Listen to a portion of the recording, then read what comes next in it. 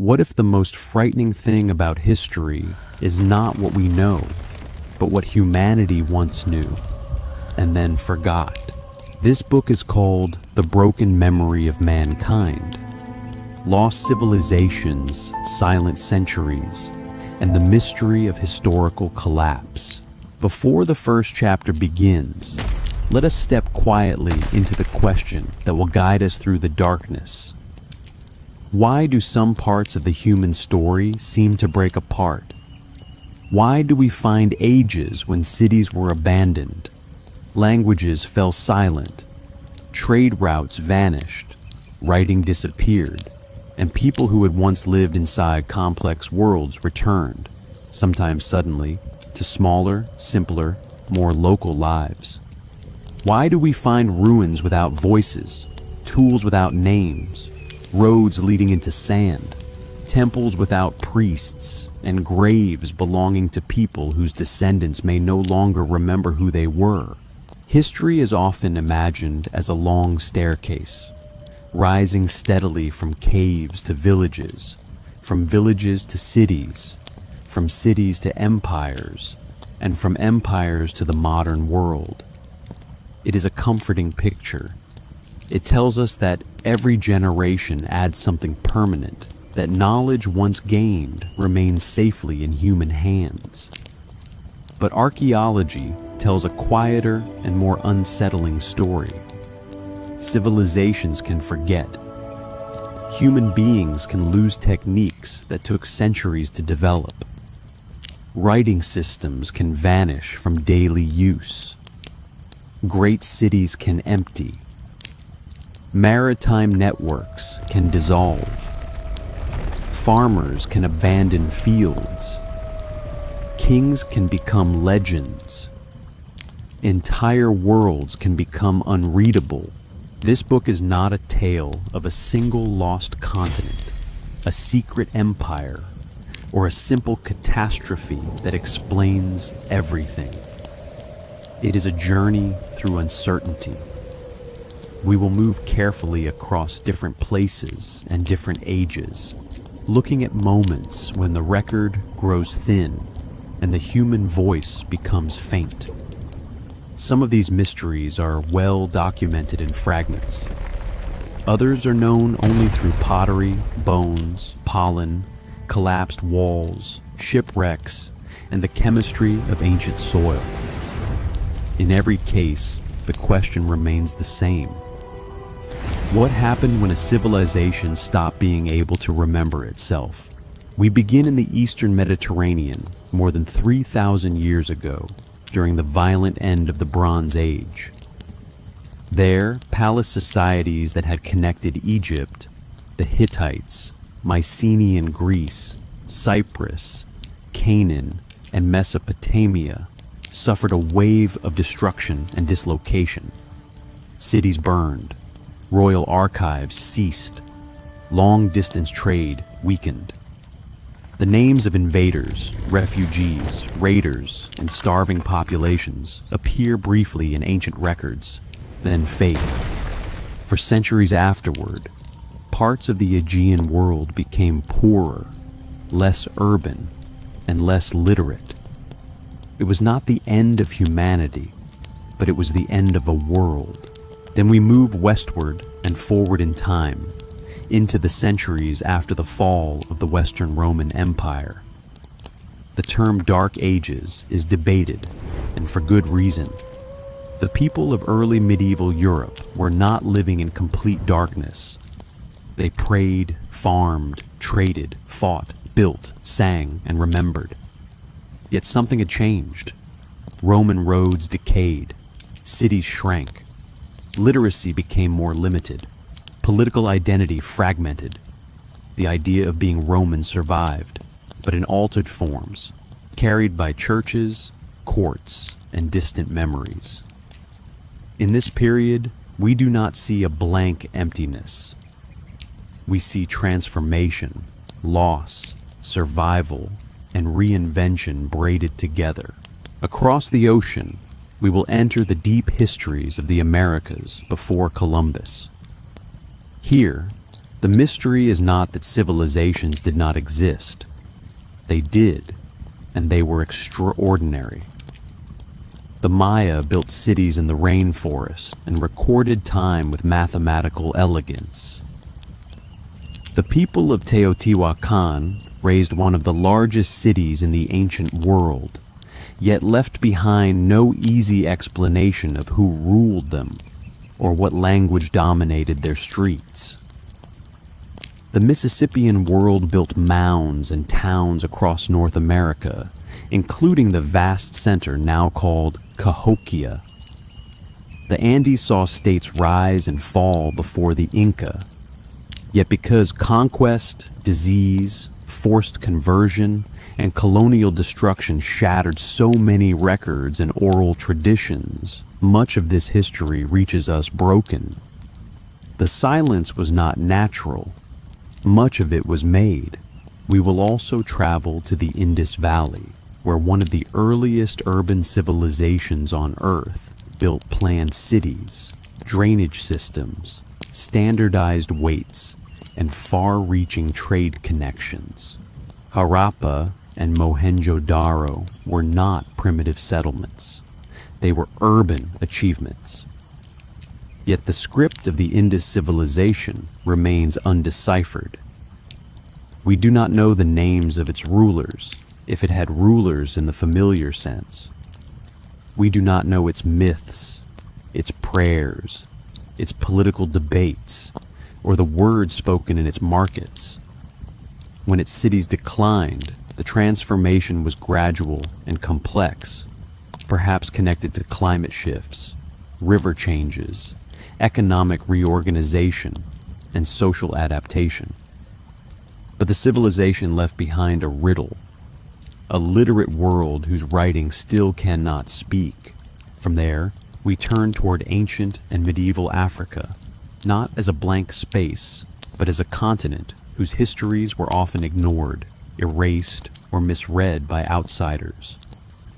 The Nile Valley, Nubia, Aksum, the kingdoms of the Sahel, the cities of the Swahili coast, Great Zimbabwe, and many other worlds show that Africa was filled with political complexity, trade, art, religion, and scholarship.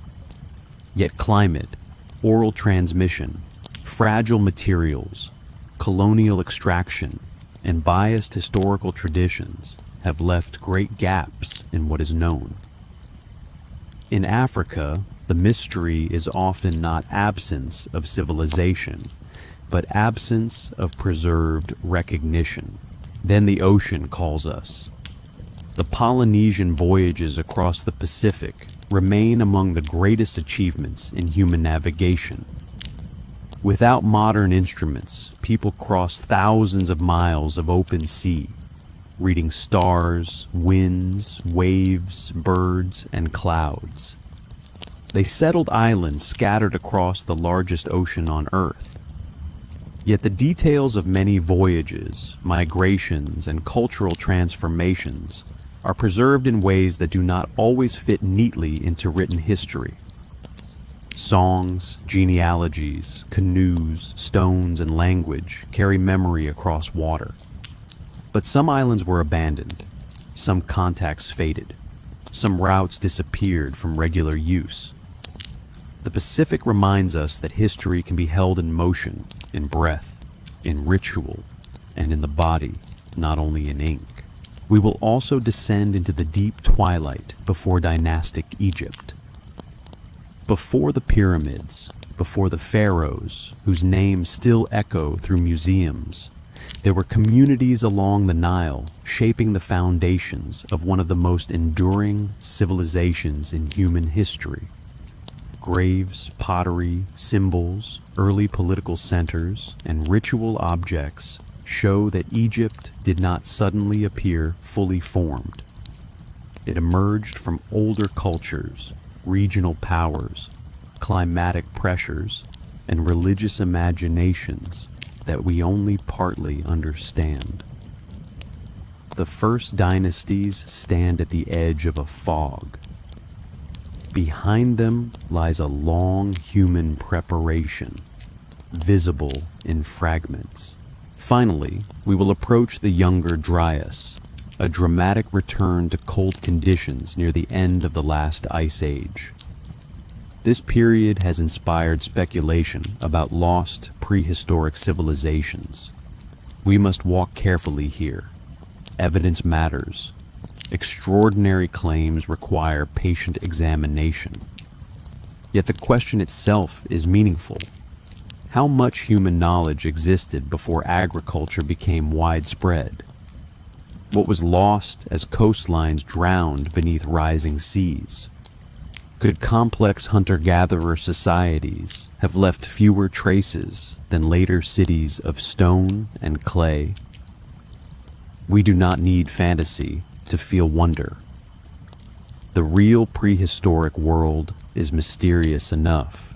Throughout this book, we will not treat collapse as a single event. Civilizations rarely fall like a vase dropped on stone. They weaken, adapt, fracture, migrate, simplify, transform, and sometimes survive under new names. Collapse can be political while culture continues.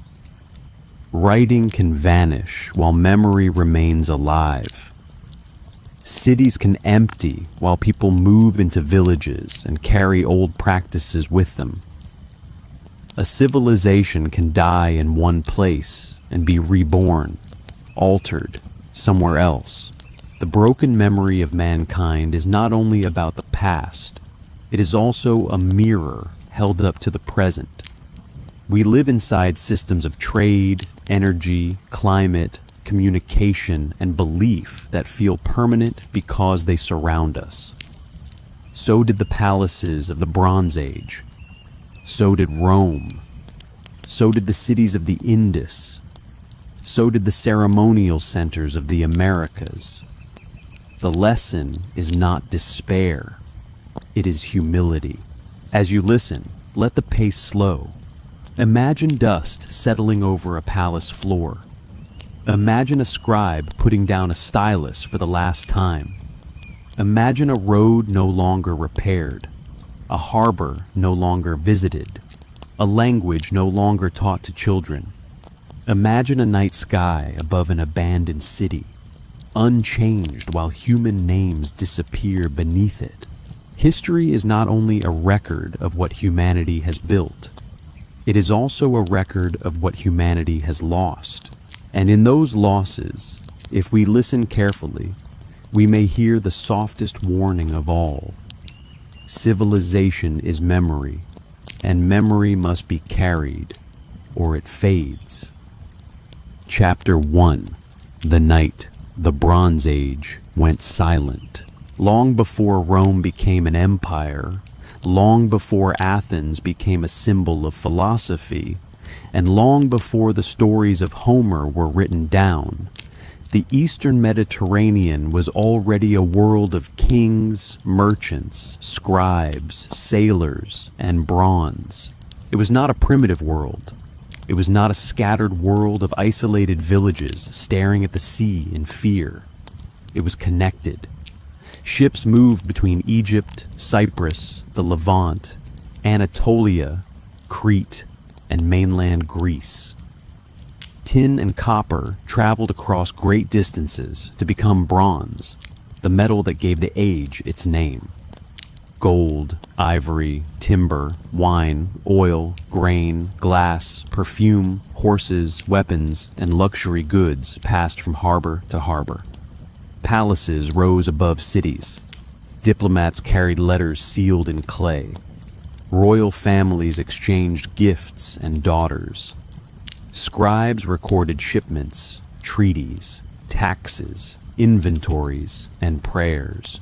To stand in that world around the 13th century before the Common Era would have been to stand inside an international system. The kings knew one another. Egypt wrote to the Hittites. Babylon wrote to Egypt. Assyria watched from the east. The rulers of smaller kingdoms negotiated for survival between greater powers. The palaces of Mycenaean Greece controlled land, labor, craft production, and trade. On Crete and the Greek mainland, scribes used a script now called Linear B to record an early form of Greek. In Anatolia, the Hittite Empire ruled from its capital at Hattusa. In Egypt, the pharaohs still presented themselves as eternal rulers under the gods. Then, over the course of roughly a century, much of this world broke. The collapse did not happen everywhere in exactly the same way. It was not one night, one invasion, one earthquake, or one bad harvest. But from about 1200 before the Common Era onward, the signs become difficult to ignore.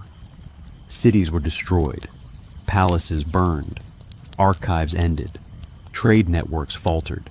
Some regions suffered depopulation, others saw political fragmentation. In Greece, the great palace centers of Mycenae, Pylos, Tyrians, and Thebes were damaged or abandoned. The Hittite Empire disappeared as a major power. Cities along the Levantine coast were destroyed or transformed. Egypt survived, but weakened, its records speaking of desperate battles against mysterious groups moving by land and sea. The Egyptians called some of these groups the Sea Peoples. That name has become famous, almost too famous. It suggests an army of unknown invaders sweeping across the Mediterranean like a storm. On Egyptian temple walls, especially from the reign of Ramesses III, we see images of battles against foreign peoples with feathered helmets, ships, ox carts, families, warriors, and captives. The inscriptions describe enemies coming from the islands and lands of the sea, destroying kingdoms before reaching Egypt. They name groups such as the Peliset, Jeker, Shekelesh, Denyen, and Weshesh. For a long time, people imagined the Sea Peoples as the main cause of the Bronze Age collapse. But history is rarely that simple. The more carefully we look, the more the Sea Peoples appear not only as attackers, but also as symptoms. They may have included raiders, migrants, displaced communities, mercenaries, refugees, and groups seeking new homes because their own worlds had already been damaged. The ox carts in Egyptian art matter. They suggest not only soldiers, but families on the move. A civilization under pressure often produces movement. When crops fail, people move. When trade collapses, people move. When palaces can no longer pay soldiers, soldiers move. When kings lose legitimacy, rivals move. When ports burn, sailors become pirates, traders become raiders, and refugees become enemies in the records of those who fear them. So what pressures gathered over the Bronze Age world? One was climate. Evidence from tree rings, pollen, lake sediments, and other climate records suggests that parts of the eastern Mediterranean experienced drought and environmental stress around the time of the collapse. A palace society depends on predictable surplus.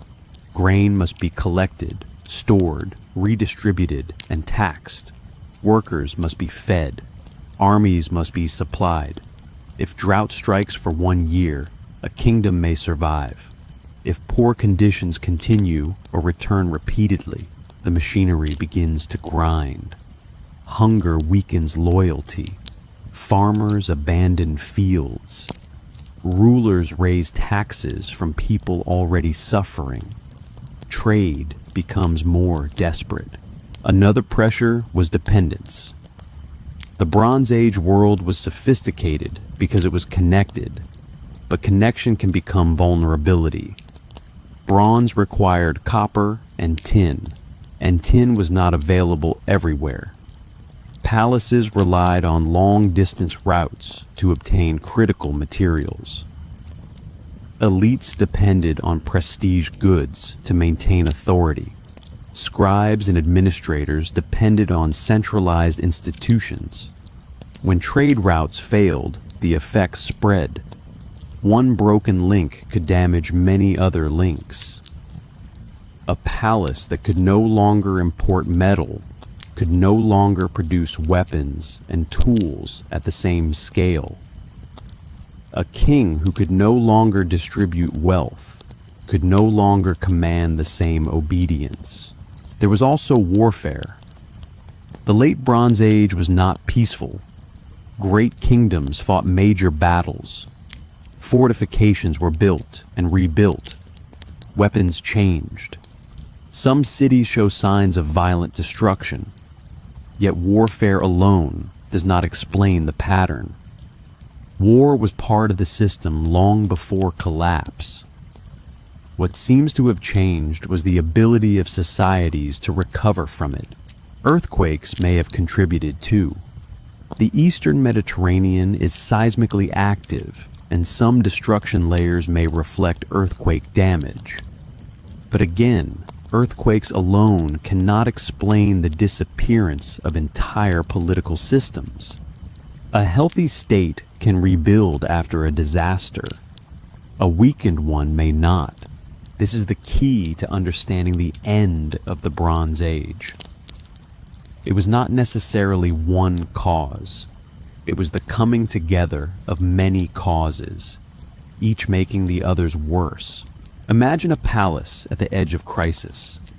The harvest has been poor. Villages are restless. The king demands more grain because the army must be fed. Traders arrive late, or not at all, because sea routes are unsafe. A neighboring kingdom has fallen, sending strangers across the border. Mercenaries demand payment. The scribes continue to record goods in storage, but the numbers are smaller. Priests perform rituals for rain. Messengers bring news of burned towns. The palace walls still stand, but the invisible structure that supports them is failing. Then one night, there is fire. At the Palace of Pylos in southwestern Greece, archaeologists found clay tablets hardened by flames. Normally, such tablets were not meant to last forever. They were temporary administrative records. But when the palace burned, the fire baked them, preserving a final snapshot of a world in danger. Some tablets mention watchers assigned to the coast, perhaps because a threat was expected from the sea. We do not know exactly who came, or whether they came at all. We do know that the palace was destroyed and never restored to its former role. There is something deeply haunting about those tablets. They were not written for us. They were not poetry. They were not history. They were lists, allocations, records of labor and goods. Yet because the palace burned, they survived. A disaster became an archive. After the collapse, writing in the Aegean world largely disappeared for several centuries. Linear B, the script of the Mycenaean palaces, was no longer used. This does not mean that all memory vanished, or that all people became suddenly ignorant. People continued to live, farm, make pottery, bury their dead, tell stories, worship gods, and travel. But the administrative world that required that writing had ended. Without palaces, the script lost its purpose. Without scribal schools, it was not taught. Within generations, it became unreadable. This is one of the clearest examples of historical rupture. A society can lose writing not because every person dies, but because the institutions that preserve writing disappear. Knowledge is not a stone sitting safely in a field. It is a flame passed from hand to hand. If the chain breaks, the flame goes out. In Greece, the centuries after the collapse are often called the Greek Dark Age, though scholars use the term cautiously. Population declined in some areas. Large-scale building decreased. Long-distance trade was reduced, though not entirely absent. Burials changed. Pottery styles changed. Political organization became more local. The world of palace kings faded into memory, and later, Greeks looking back toward the Bronze Age remembered something magnificent but distant. They told stories of Agamemnon, Troy, heroes, gods, and doomed houses. Perhaps some dim memory of the collapsed palace world survived inside epic tradition, transformed by song. Elsewhere, the story was different. Egypt did not collapse immediately, but it lost power. The new kingdom faded. The Hittite capital at Hattusa was abandoned, though parts of Hittite culture survived in smaller Neo-Hittite states. In the Levant, some cities recovered and new peoples emerged, including the Phoenicians, who would become great sailors and traders. The Peliset may be connected to the Philistines, who settled along the southern coast of Canaan. Out of the ruins of one international system, a new Iron Age world slowly took shape. This is important. Collapse was not the end of history. It was a transformation so severe that later generations could no longer fully read what had come before. Bronze gave way to iron. Palace economies gave way to smaller kingdoms, city-states, tribal confederations, and new political forms. Writing returned in different scripts. The alphabet spread. New identities emerged. The silence was not permanent, but it was real. When we think of the Bronze Age collapse, we should not picture only flames and invading ships. We should picture empty storerooms, anxious scribes, broken trade routes, drought-hardened fields, frightened coastal villages, rulers losing control, and families walking away from places their ancestors had known for centuries. We should picture memory becoming fragile. Somewhere, an old craftsman may have known how things used to be made in the palace workshops, but his apprentices no longer worked for a king. Somewhere, a singer may have remembered the name of a ruler whose palace had burned, but the name changed in the telling. Somewhere, a child may have played among stones that had once belonged to an administrative center, never knowing what the rooms had meant. The Bronze Age did not vanish because human beings forgot how to think. It vanished because the systems that held their world together became too strained, too dependent, too brittle, and too wounded to endure. And when those systems broke, history itself became quieter. The first great lesson of this broken age is simple, and it is not comforting. Civilization is not only made of monuments, it is made of connections. It is made of trust, food, climate, trade, memory, and institutions that seem ordinary until they fail. When the Bronze Age went silent, humanity did not end, but an entire way of knowing the world disappeared into smoke. Chapter 2. After Rome, the long dimming of the West. There are ruins in Europe where the stones seem to remember more than the people who later lived beside them. A child in the 6th century might have walked past a broken Roman wall without knowing who had ordered it built.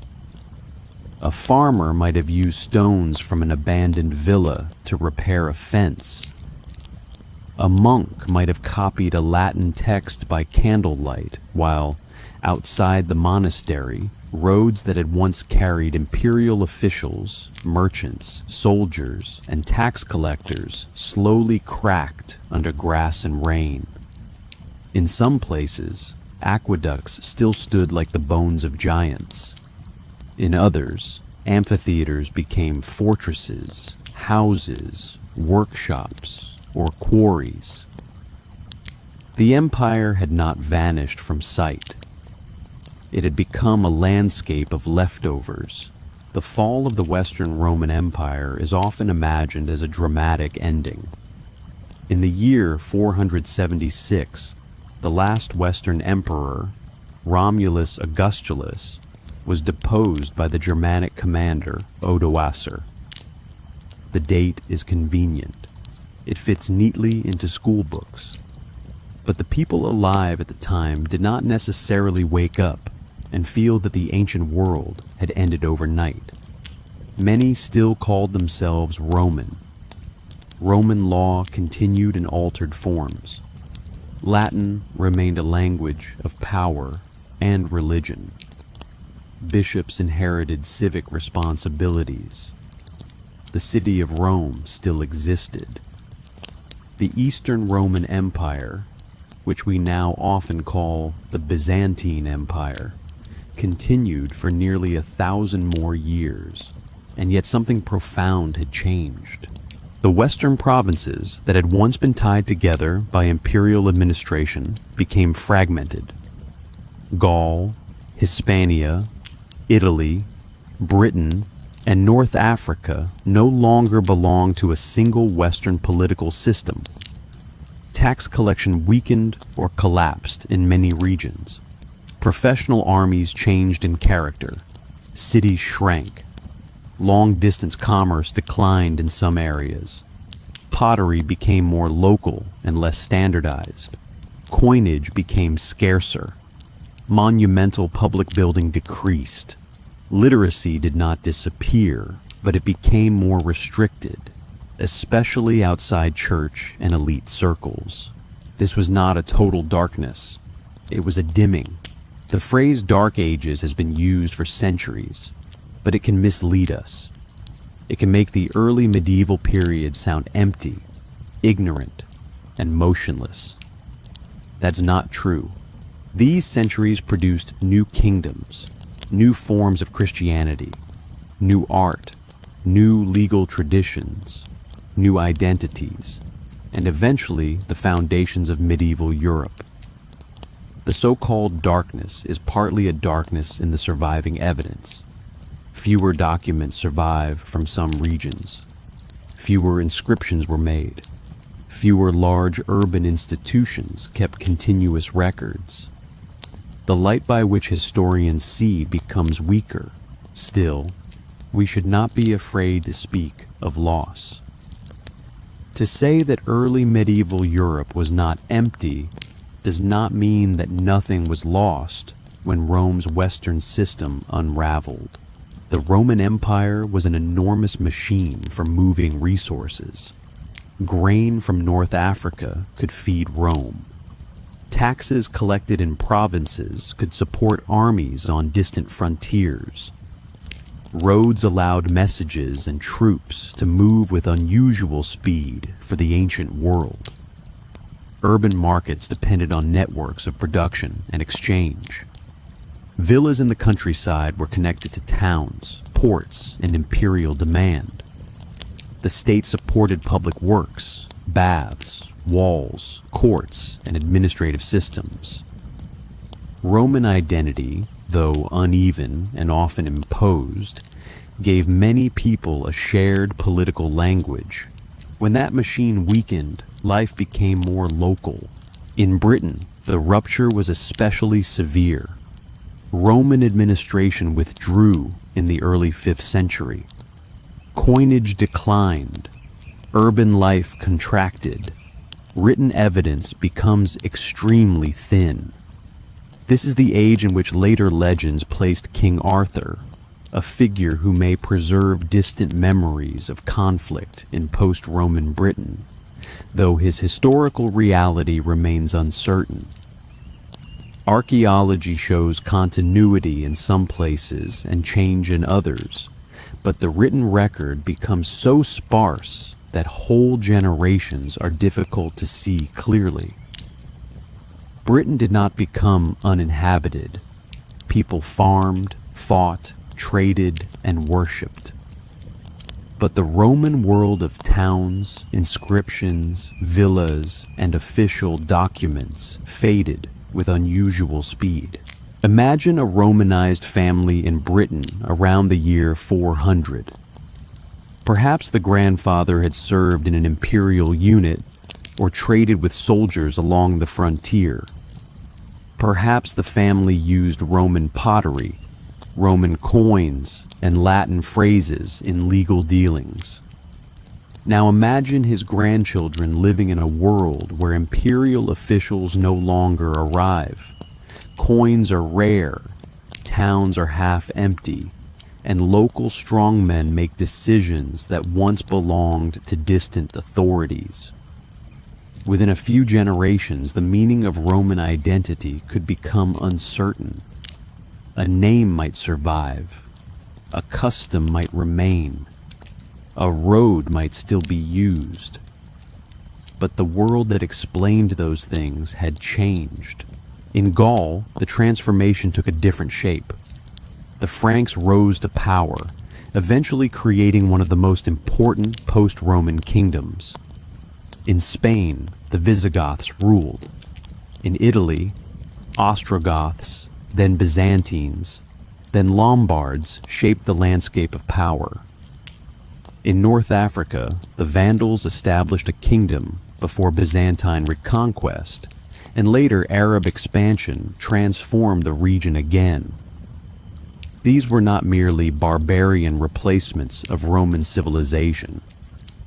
Many Germanic rulers adopted Roman titles, relied on Roman administrators, issued laws in Latin, and sought legitimacy through Christian institutions. They wanted to inherit Rome as much as conquer it. This is one of the strange truths of collapse. The conquerors may preserve the memory of what they overthrow. The early medieval West was filled with people trying to live among Roman remains. Some repaired them, some reused them, some misunderstood them, some turned them into symbols of authority. A king ruling from an old Roman city could claim continuity with imperial grandeur. A bishop sitting in a former civic center could become the guardian of urban memory. A monastery copying ancient texts could preserve works that might otherwise have vanished. Without monasteries, much of classical literature would have been lost. Monks copied scripture, theology, law, grammar, philosophy, history, and poetry. They were not modern archivists, and they did not preserve everything. Texts disappeared because they were considered unimportant, dangerous, too pagan, too damaged, or simply unavailable. The survival of ancient literature often depended on fragile chains of copying. A manuscript copied in one century might be the ancestor of every surviving version known today. If one scribe had chosen differently, if one library had burned, if one monastery had been destroyed, a voice from antiquity might have been silenced forever. This gives the early medieval period a double character. It was an age of loss, but also an age of rescue. The church became one of the main vessels of memory. Latin survived because it was the language of scripture, liturgy, learning, and administration. Bishops became leaders in cities where secular Roman government had weakened. Saints' lives preserved local histories, though often mixed with miracle and moral teaching. Christian calendars gave time a sacred rhythm. Pilgrimage routes connected distant regions. Monasteries became islands of writing in a world where literacy was no longer broadly tied to state bureaucracy. But memory preserved by the church was selective. Pagan traditions were transformed, condemned, absorbed, or forgotten.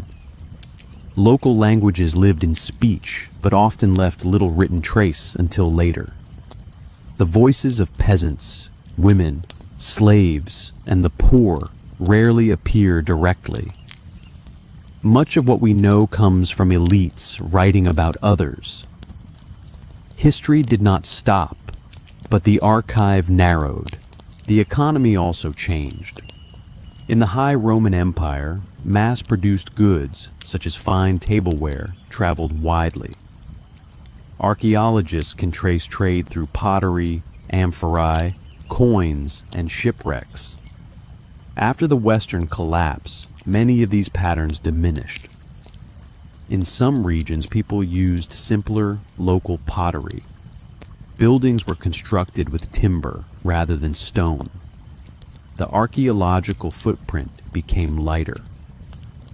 A society that leaves fewer durable objects becomes harder for later historians to reconstruct, even if the daily lives within it were rich with meaning. This is another kind of historical darkness.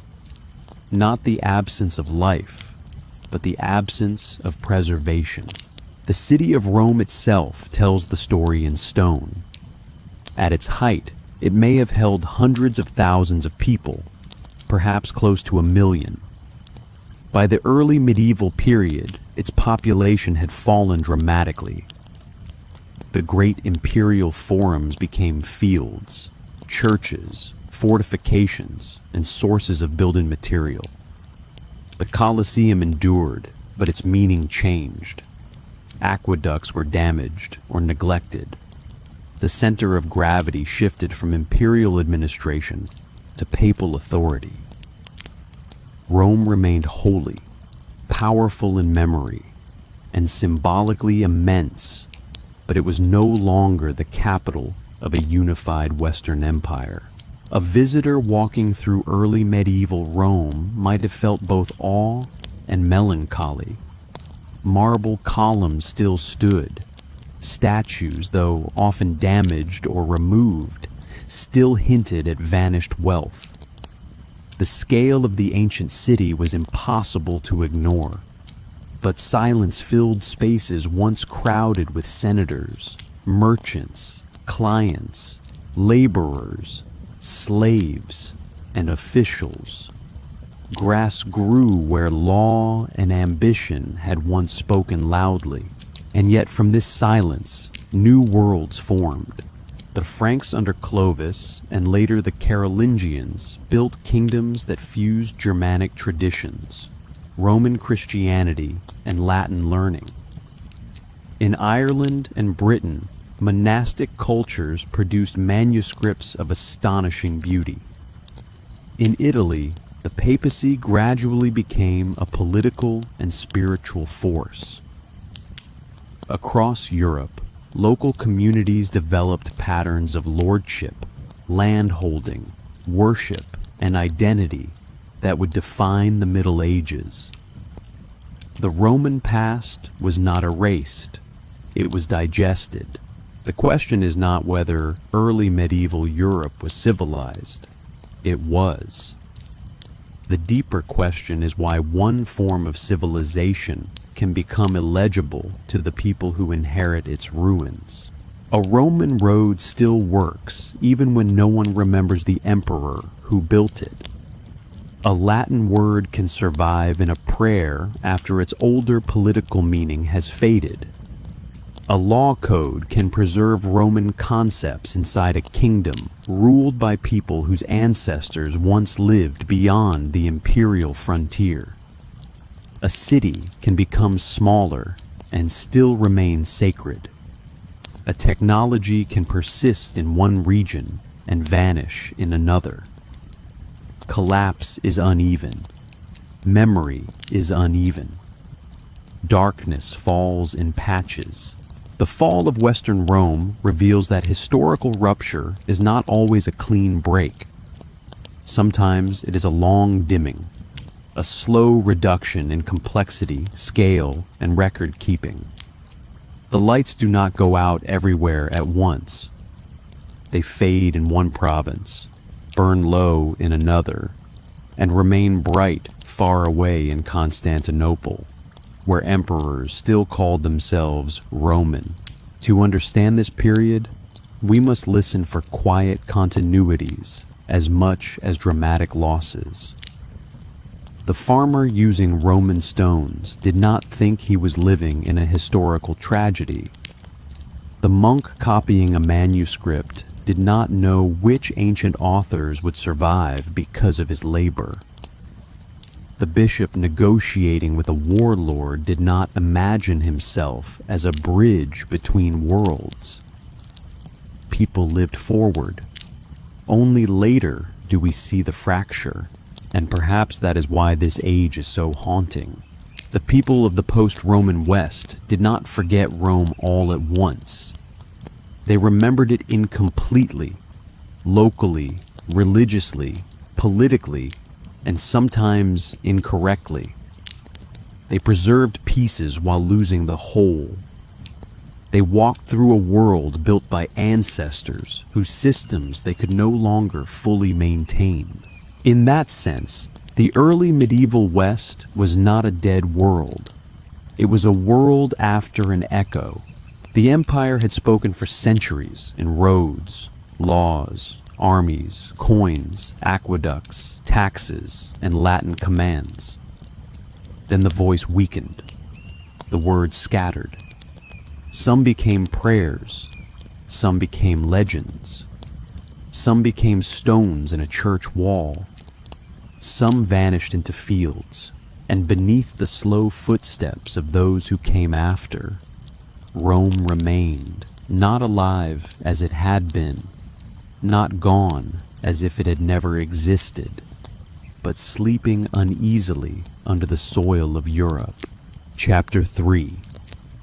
The Interrupted Memory of the Americas. Before the ships from Europe crossed the Atlantic, the Americas were not waiting in silence.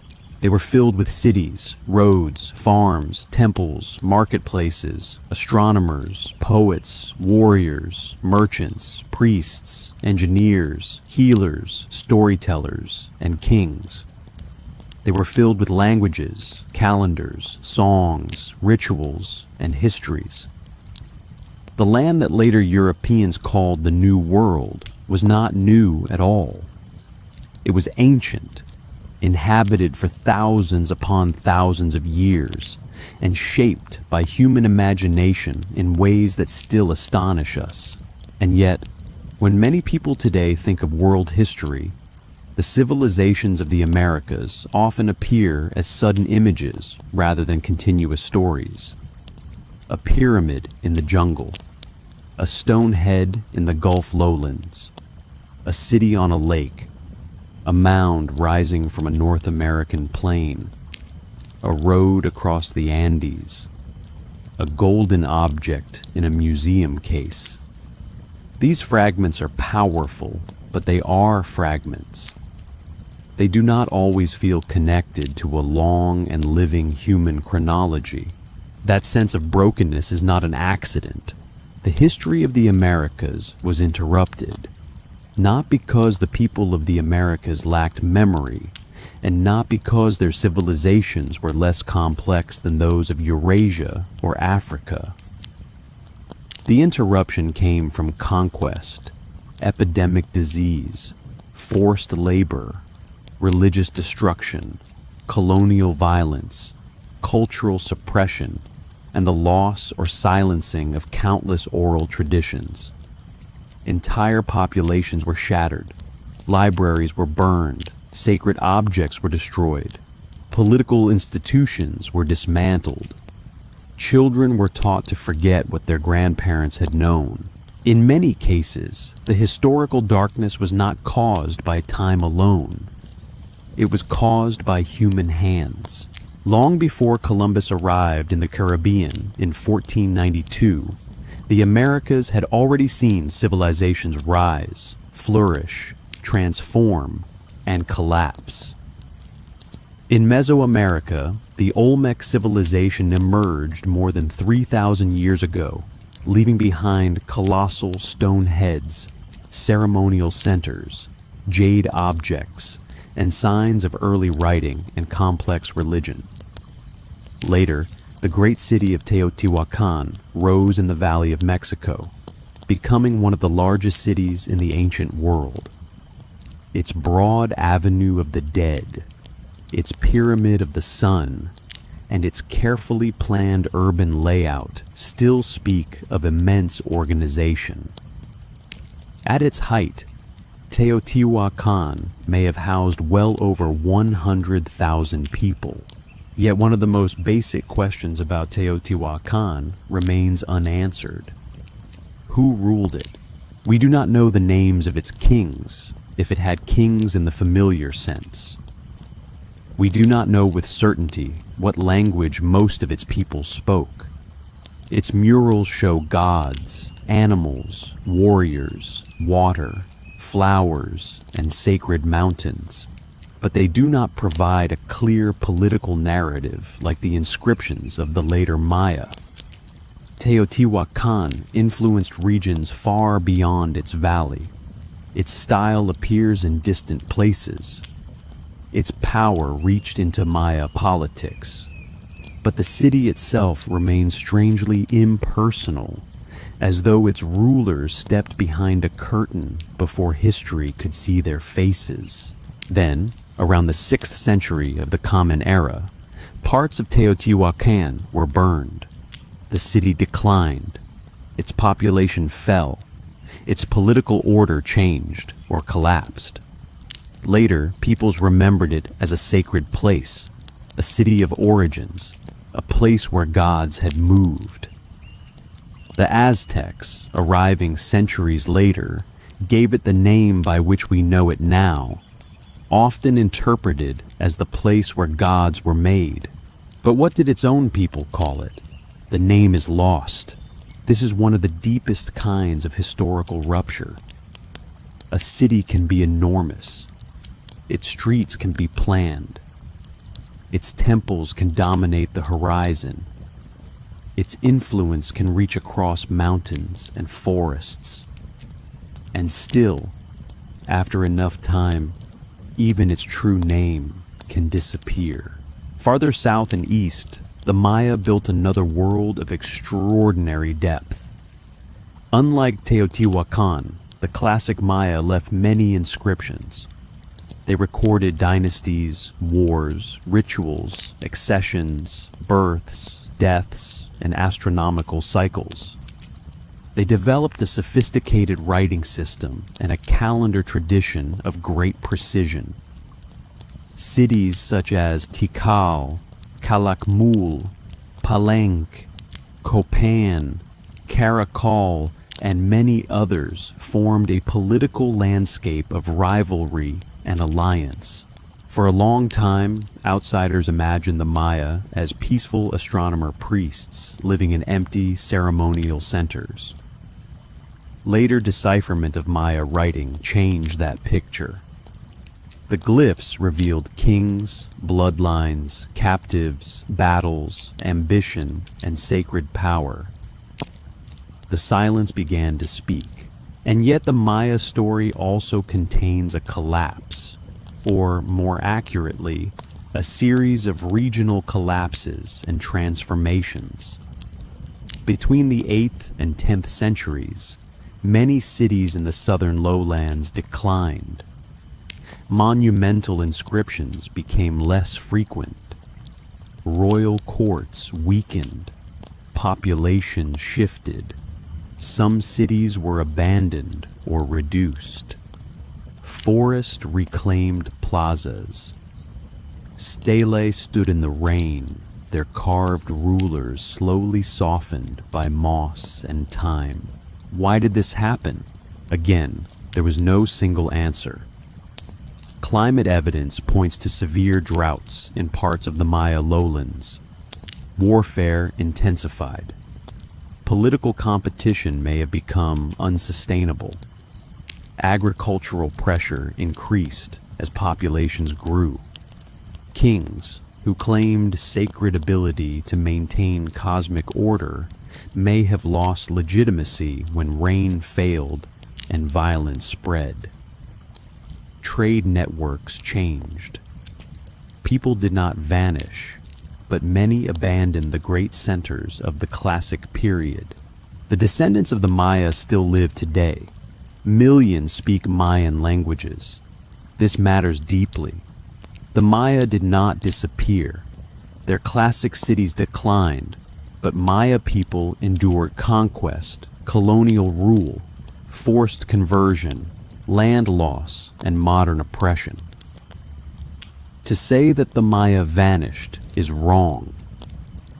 What vanished, in many places, was a particular courtly world of divine kings, carved monuments, and urban centers deep in the lowlands. Here, history teaches us a careful distinction. Civilizations can collapse while people survive. A political system can die while language continues. A city can be abandoned while memory moves into villages, mountains, prayers, and family lines. In central Mexico, another great civilization rose later, the Mexica, known widely as the Aztecs. Their capital, Tenochtitlan, was built on an island in Lake Texcoco. When the Spanish arrived in the early 16th century, they found a city of canals, causeways, temples, palaces, markets, gardens, an astonishing scale. Some Europeans compared it favorably to cities they knew at home. It was not a ruin, it was alive. Then came war, disease, alliance, siege, and destruction. The fall of Tenochtitlan in 1521 was not simply a Spanish victory over an isolated empire. It involved indigenous allies, especially peoples who had suffered under Mexica domination and saw an opportunity to change the balance of power. But the aftermath was colonial rule. Temples were dismantled. Churches rose over sacred sites. Codices were burned or hidden. Nobles adapted to new structures. Scribes began writing indigenous histories using the Latin alphabet under colonial conditions. Much survived, but much was filtered through fear, conversion, translation, and political survival. Imagine a young Nahua scribe in the decades after conquest. He has heard elders speak of old ceremonies. He has seen friars condemn ancient gods as demons. He knows that some knowledge is dangerous to write. He writes in Nahuatl using European letters. He records genealogy, tribute, memory, perhaps grief. He is preserving the past, but in a world where the past has become suspect. This is interrupted memory, not complete erasure, but memory forced to change shape under pressure. Far to the south, the Andes held civilizations of equal brilliance and complexity. Before the Inca, there were Chavin, Moche, Nazca, Wari, Tiwanaku, Sican, Chimu, and many others. They built temples, roads, irrigation systems, cities, textiles, metalwork, and states adapted to mountains, deserts, and high plains. The Mochi painted scenes of ritual, warfare, sacrifice, and daily life on ceramics with such detail that their vessels feel almost like illustrated books. Yet they left no deciphered writing system in the usual sense. Their art speaks, but not in sentences we can fully translate. The Inca Empire, which expanded rapidly in the 15th century, governed a vast territory along the Andes. It built roads across mountains, managed labor obligations, stored food in state warehouses, and used knotted cords called quipu to record information. The quipu remain one of the great intellectual mysteries of world history. We know they encoded numbers and administrative data. Some researchers argue that they may also have recorded narrative or other forms of information, but the full system has not been recovered. What would Andean history look like if we could read every quipu? Perhaps names now lost would return. Perhaps provincial records, tribute accounts, myths, songs, royal commands, and local histories would become visible. Perhaps we would discover that the Andes possessed a kind of information technology, unlike writing on paper or stone, one suited to fiber, touch, color, knot, and memory. The Spanish conquest of the Inca world in the 16th century shattered imperial institutions. Civil war within the empire, epidemic disease, political miscalculation, Spanish violence, and alliances with subject peoples all played roles. The Inca ruler Atahualpa was captured and executed. Cusco fell. Yet Andean peoples survived, resisted, adapted, and preserved traditions under colonial rule. Some quipu continued to be used. Oral histories were recorded by chroniclers, though often through Spanish interpretation. Again, the people did not vanish, but the continuity of memory was wounded. North of Mesoamerica, in what is now the United States, the Mississippian world built towns, plazas, ceremonial centers, and great earthen mounds. Cahokia, near present-day St. Louis, flourished around the 11th to 13th centuries. Its central mound, now called Monk's Mound, is one of the largest earthen constructions in the Americas. The city was surrounded by smaller settlements and connected through trade and ritual networks. Shell, copper, stone, and symbolic objects moved across long distances. Then Cahokia declined. People left. The reasons remain debated: environmental stress, flooding, resource depletion, social conflict, political instability, disease, or changing religious authority may all have contributed. By the time Europeans learned of the region in later centuries, Cahokia's original urban world was already gone. Its descendants and related peoples preserved histories in other forms, but the city itself had become a silent earthwork. Earth is more vulnerable to misunderstanding than stone. A pyramid of cut blocks demands attention. A mound can be dismissed by outsiders as a hill. For centuries, many Europeans refused to believe that native peoples had built the great mounds of North America. Racist myths imagined vanished foreign builders rather than acknowledging indigenous achievement. Here, the historical gap was widened by prejudice. Evidence existed, but people chose not to see it. This is one of the most important lessons from the Americas. Some mysteries are real because evidence has been lost. Others are artificial because evidence was ignored. The civilizations of the Americas remind us that writing is not the only container of history. Memory can live in painted books, carved stones, knotted cords, woven textiles, architecture, landscape, pilgrimage routes, songs, names, ceremonies, and oral tradition. But all containers can be damaged. Bark paper can burn. Stone can erode. Fiber can decay. Songs can be forbidden. Elders can die in epidemics before teaching children. Temples can be buried beneath churches. Languages can be suppressed in schools. A civilization can be forced to whisper, and still, whispers survive.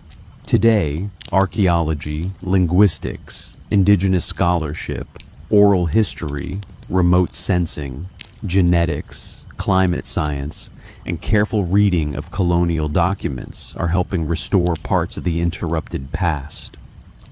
LIDAR has revealed hidden Maya urban landscapes beneath forest canopies. Re-examination of codices has deepened knowledge of Mesoamerican history. Study of Quipu continues. Indigenous communities preserve and renew languages and traditions despite centuries of violence. The Americas were never empty, and their history was never simple. They were worlds of invention, collapse, survival, and renewal. Their broken record is not proof of weakness.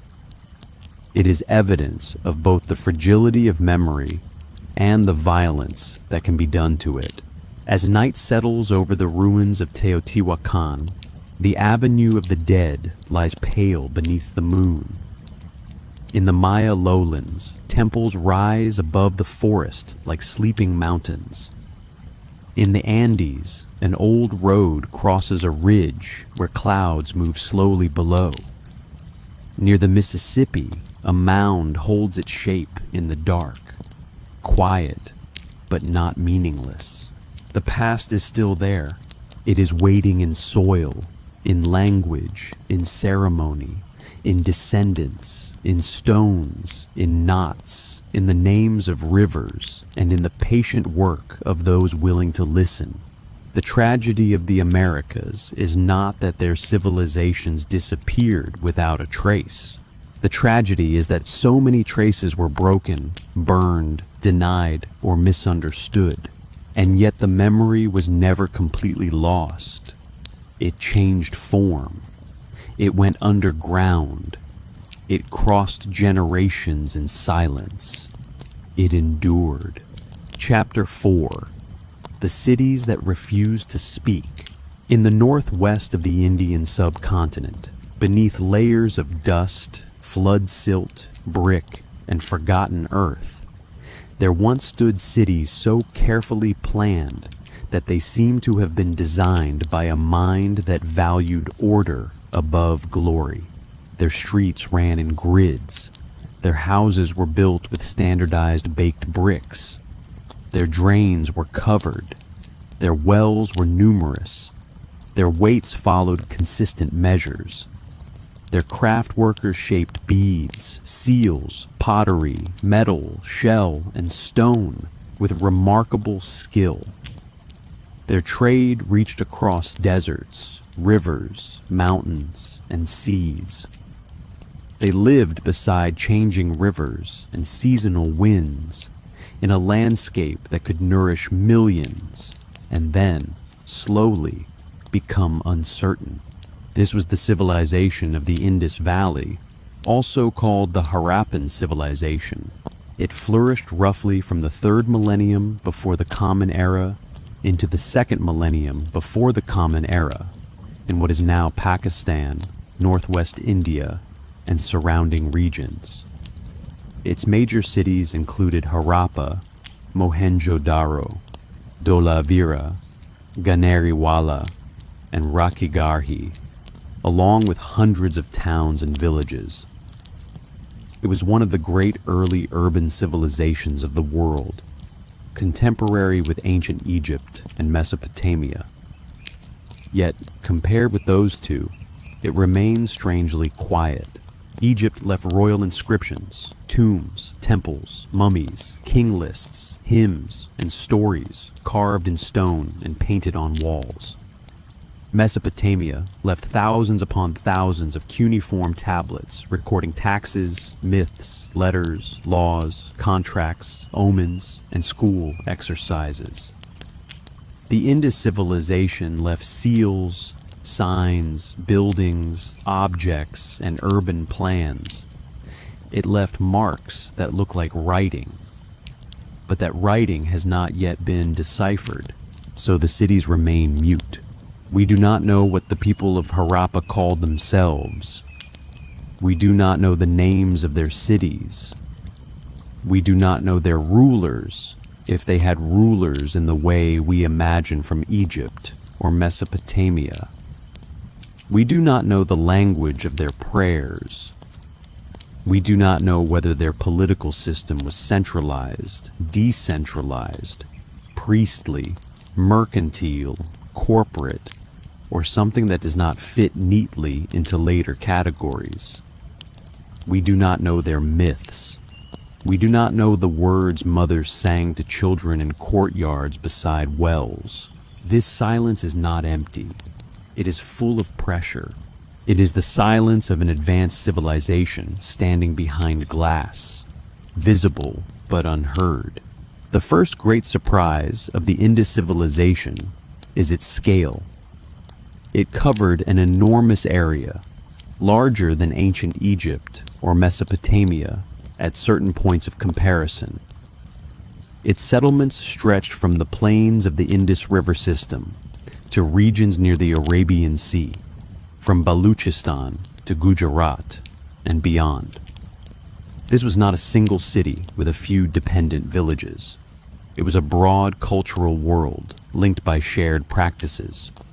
Brick proportions, weights, seals, pottery styles, craft traditions, and perhaps religious symbols. And yet, unlike Egypt, it has not yielded obvious palaces or enormous royal tombs. Unlike Mesopotamia, it has not given us long royal inscriptions boasting of conquest. No great statue of a king has appeared with a name beneath his feet. No carved scene clearly shows an emperor smiting enemies. This does not mean there were no leaders. Large cities require organization. Drains require maintenance. Bricks require production. Trade requires coordination. Standards require agreement. But the visible symbols of power are unusually restrained. Perhaps power in the Indus world was less theatrical than in Egypt. Perhaps elites ruled through councils, merchants, priestly lineages, clans, or urban institutions. Perhaps leaders avoided giant monuments for cultural reasons. Perhaps the evidence has not survived. Or perhaps we are looking for kings because other civilizations taught us to expect kings. The city of Mohenjo-Daro, one of the most famous Indus sites, rises from the plain like a memory made of brick. Its streets, houses, and platforms show planning and repeated rebuilding. The so-called Great Bath, a large water tank built with careful brickwork and waterproofing, suggests ritual bathing or public ceremony, though its exact meaning is unknown. Nearby rooms, wells, and structures hint at communal activity. But without readable texts, interpretation remains cautious. A bath can be a bath. It can also be purification, power, initiation, healing, status, or worship. Archaeology gives us the object. Meaning must be approached gently. The houses of Indus cities tell their own story. Many had access to wells and drainage. Some had bathing areas. Wastewater moved through covered drains along streets. This concern with water management and cleanliness has fascinated generations of scholars. It suggests an urban life organized around practical discipline, but it also deepens the mystery. A society capable of such civic planning left no clear statement of its ideals. We see what they built, not what they believed about building. The seals are among the most beautiful and enigmatic objects of the Indus world. Usually small and square, often made of steatite, they bear animal images and short inscriptions. Bulls, elephants, rhinoceroses, tigers, water buffalo, goats, and composite creatures appear. One famous figure, sometimes called the unicorn, appears frequently, though it is not a unicorn in the later European sense. Another seal shows a horned figure seated in a posture that some have connected, cautiously and controversially, with later South Asian religious imagery. But we must be careful. Similarity across time does not always mean direct identity. The signs above the animals are brief. Many inscriptions contain only a few characters. This brevity is one reason decipherment has been so difficult. A script is easier to decode when there are long texts, repeated phrases, bilingual inscriptions, and known names. For Egyptian hieroglyphs, the Rosetta Stone provided a key. For cuneiform, repeated royal inscriptions helped scholars compare languages. For the Indus script, there is no known bilingual text, no long royal chronicle, no obvious alphabet, and no certain language. Some scholars argue that the Indus signs represent a true writing system. Others suggest they may be symbols, clan marks, religious signs, or a limited administrative code. The debate continues. But whatever the exact nature of the system, the signs clearly mattered.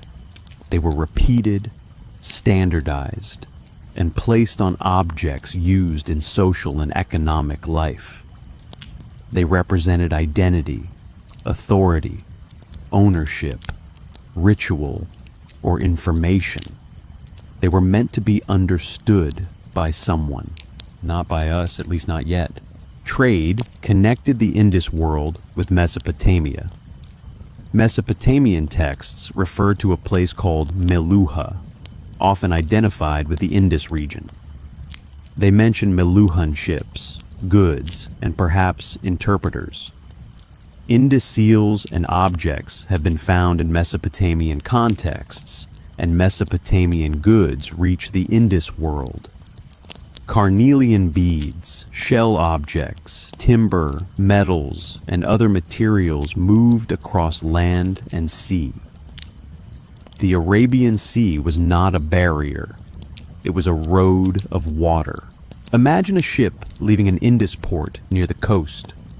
Its cargo holds beads, cotton textiles perhaps, timber, ivory, shell, and other goods. The sailors know the winds. They know the taste of salt on the air before land appears. They reach the cities of Mesopotamia, where scribes press wedge-shaped signs into clay. A merchant from the Indus speaks through an interpreter. His seal is pressed into wet clay, leaving the image of an animal and signs no Mesopotamian scribe fully understands. For a moment, two literate worlds meet. One of them will leave archives we can read. The other will remain mostly silent. Then came change. Around the early second millennium before the Common Era, the urban phase of the Indus civilization declined. Major cities were gradually abandoned or reduced. Standardized weights and writing became less common. Long-distance trade patterns shifted. Urban planning changed. Populations moved eastward and into smaller settlements. The great cities did not all burn in one dramatic catastrophe. There is little evidence for a single invading army destroying them. Instead, the decline seems to have been gradual, regional, and complex. For many years, older theories imagine invasion as the central cause. Today, most scholars are more cautious. Environmental change appears important. The river systems of Northwest South Asia were dynamic. Some rivers shifted course. The Gagar-Hakra system, often associated with ancient river channels, may have changed in ways that affected settlement. Monsoon patterns weakened over time, making agriculture in some regions more difficult. Flooding may have damaged cities, such as Mohenjo-Daro, repeatedly. Trade with Mesopotamia also changed as Mesopotamian societies themselves faced instability. When rivers move, civilizations must move with them or suffer. A river is not only water, it is a calendar, a road, a field, a boundary, a god, a market, a source of clay, fish, reeds, and life. If a river floods too violently, it destroys. If it withdraws, it starves. If its course changes, old towns can become stranded from the flow that gave them meaning. The Indus civilization lived with rivers, and perhaps died as an urban system when its relationship with water became too difficult to sustain in its old form. But again, we must not imagine disappearance too simply. The people did not vanish. Many communities continued. Rural life expanded or changed. Some cultural practices may have survived into later South Asian traditions, though the exact lines of continuity are debated. Crops, crafts, settlement patterns, and symbolic habits did not evaporate. What ended was a particular urban order, the world of great planned cities, widespread standardization, seals, and undeciphered signs. A civilization can dissolve into its descendants. This is one of the hardest forms of loss to see. When a city is burned by invaders, the destruction layer tells a dramatic story. When an urban system slowly becomes a network of smaller villages, the story is quieter. People adapt. They move where water is better. They change crops. They marry into new communities. They stop making certain objects because those objects no longer serve a purpose. They no longer train children to carve the old signs. Within generations, the signs become decorative, then meaningless, then absent. No one has to decide to forget. Forgetting can happen through usefulness. If a script is no longer needed for trade, administration, ritual, or identity, fewer people learn it. If fewer people learn it, fewer people can teach it. If there is no institution to preserve it, it fades. The Indus script may have died not in fire, but in silence. A seal cutter grows old. His son farms instead. A merchant network shrinks. A ritual changes. A city quarter empties. The signs that once moved goods and authority through a vast world become marks from a former age. The undeciphered script gives the Indus civilization its haunting power. We can measure bricks, map streets, analyze bones, study teeth, trace isotopes, examine seeds, identify trade goods, and reconstruct climate. We can know what grains were eaten, what animals were kept, what materials were used, and where some people moved.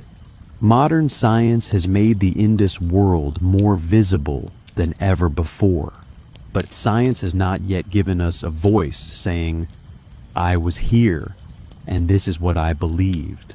This absence invites fantasy, and we must resist it.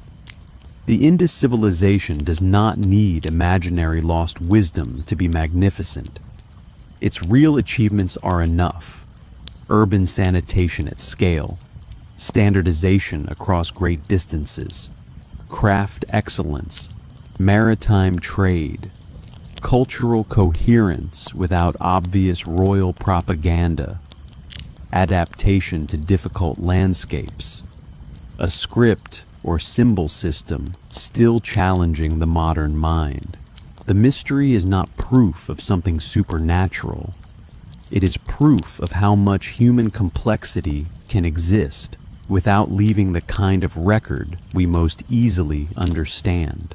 At dusk, imagine Mohenjo-Daro near the height of its life. The baked brick walls hold the day's heat. A woman draws water from a well inside a courtyard. A child runs along a narrow lane. A bead maker polishes carnelian until it glows like a coal. A merchant presses a seal into clay. Somewhere, people climb steps toward the great bath. The drains carry water away beneath the street. The city breathes in order. No trumpets announce an emperor. No pyramid rises for a divine king. No long inscription declares conquest. Instead, the civilization speaks through proportion, repetition, brick, water, and restraint. Then centuries pass. The wells fill with debris. Streets vanish under silt. The seals are buried. The rivers shift. The language changes, or languages change, and the old signs are no longer read. People continue to live across the land, carrying parts of the past in ways we cannot fully trace. The Indus cities do not tell us their names. They do not tell us why they changed. They do not tell us whether their people mourned the passing of the old urban life, or whether they simply followed the river, as human beings have always followed water. But they leave us with a quiet warning. A civilization may be vast, disciplined, intelligent, and deeply organized, and still become almost voiceless if its writing cannot be read and its institutions do not survive. The cities of the Indus did not fail to speak. We failed to inherit the key. Chapter 5. The Unwritten Kingdoms of Africa. There is a silence in the history of Africa that was never truly silent. It is the silence of drums whose meanings were not written down by outsiders. It is the silence of royal courts remembered through praise poetry instead of stone inscriptions. It is the silence of cities built from sun-dried earth, wood, coral, mud brick, and memory, materials that do not always survive the centuries as proudly as marble. It is the silence of trade routes crossing deserts where footprints disappear with the next wind. It is the silence created when foreign scholars looked at ruins and refused to believe that Africans had built them. But if we listen more carefully, Africa is not silent at all. It is speaking in iron furnaces, in glass beads, in cattle bones, in gold dust, in Arabic manuscripts, in oral epics, in ancient walls, in terraced hillsides, in languages spread across half a continent, in shipwrecked ceramics, in mosque foundations, in carved headrests, in royal graves, and in stories carried by griots beneath the night sky. The gaps in African history are not proof of absence.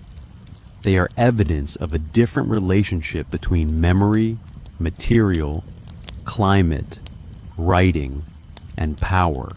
For far too long, many outsiders treated Africa as though it existed outside history until written into it by foreigners. This was never true. The continent held some of the earliest human societies, some of the first experiments with food production, some of the oldest monumental traditions, and many complex states and urban cultures.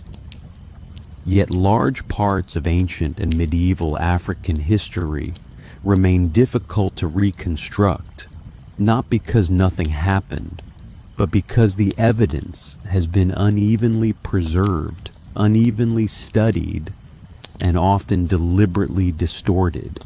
The Nile Valley is one of the clearest examples of both visibility and erasure. Egypt has long been placed at the center of ancient history.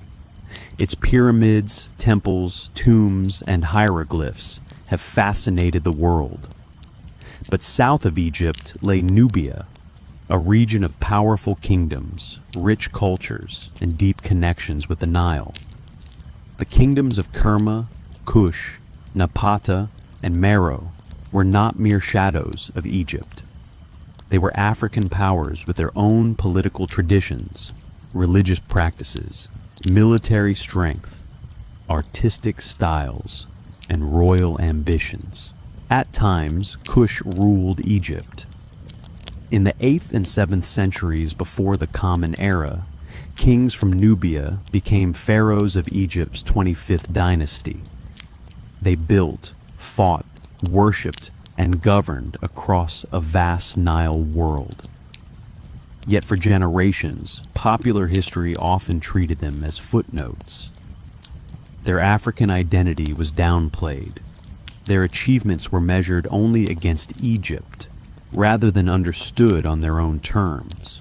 Meroe, one of the great centers of Kush, left pyramids, temples, royal burials, iron-working evidence, and inscriptions in a script that can be sounded out but not fully understood. This is one of Africa's most haunting scholarly puzzles. The Meroitic script has been partly deciphered in the sense that researchers can read many signs phonetically, but the language itself remains insufficiently understood. The words can be pronounced, but much of their meaning remains behind a veil. This is a strange kind of nearness. We can stand before an inscription, recognize signs, speak sounds, and still not know what the ancient writer wanted to say.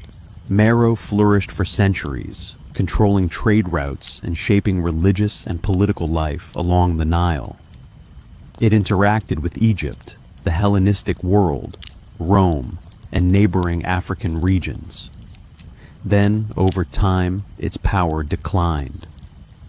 Environmental changes, shifts in trade, conflict, internal transformation, and the rise of Aksum to the southeast may all have played roles. The exact process remains debated. Meroe did not leave us a simple obituary. Farther east, the kingdom of Aksum rose in the highlands of present-day Ethiopia and Eritrea. Aksum was one of the major powers of the ancient world. It minted coins, traded across the Red Sea, built monumental stelae, and adopted Christianity early. Its connections reached South Arabia, the Mediterranean, and the Indian Ocean. Aksumite inscriptions appear in several languages and scripts, including Ge'ez, Greek, and South Arabian scripts. Here, the historical record is brighter, but still incomplete. Why did Aksum decline from its height? The answer is again complex. Shifts in Red Sea trade, environmental stress, political changes, the rise of Islamic powers, and transformations within the Ethiopian highlands all contributed. But Aksum did not simply disappear. Its religious, linguistic, and political legacy continued in later Ethiopian civilization. Aksum is a reminder that decline can be a change of center rather than an ending. Across the Sahara, another kind of African history unfolded in motion. The Sahara is often imagined as a barrier, a sea of sand dividing north from south. But for much of history, it was also a corridor. Camel caravans carried salt, gold, textiles, books, enslaved people, horses, copper, and ideas across vast distances. Before the Sahara became as dry as it is today, prehistoric communities lived in regions now hostile to large settlement. Rock art in the desert shows cattle, hunters, dancers, swimmers, and animals that speak of wetter landscapes. The Sahara itself contains a lost environmental memory. As the desert expanded, people moved. Some shifted toward the Nile. Others moved southward into the Sahel and savannas. Climate change here did not simply destroy, It reorganized human life across enormous distances. Languages, herding traditions, farming practices, and social worlds may have been shaped by these ancient movements.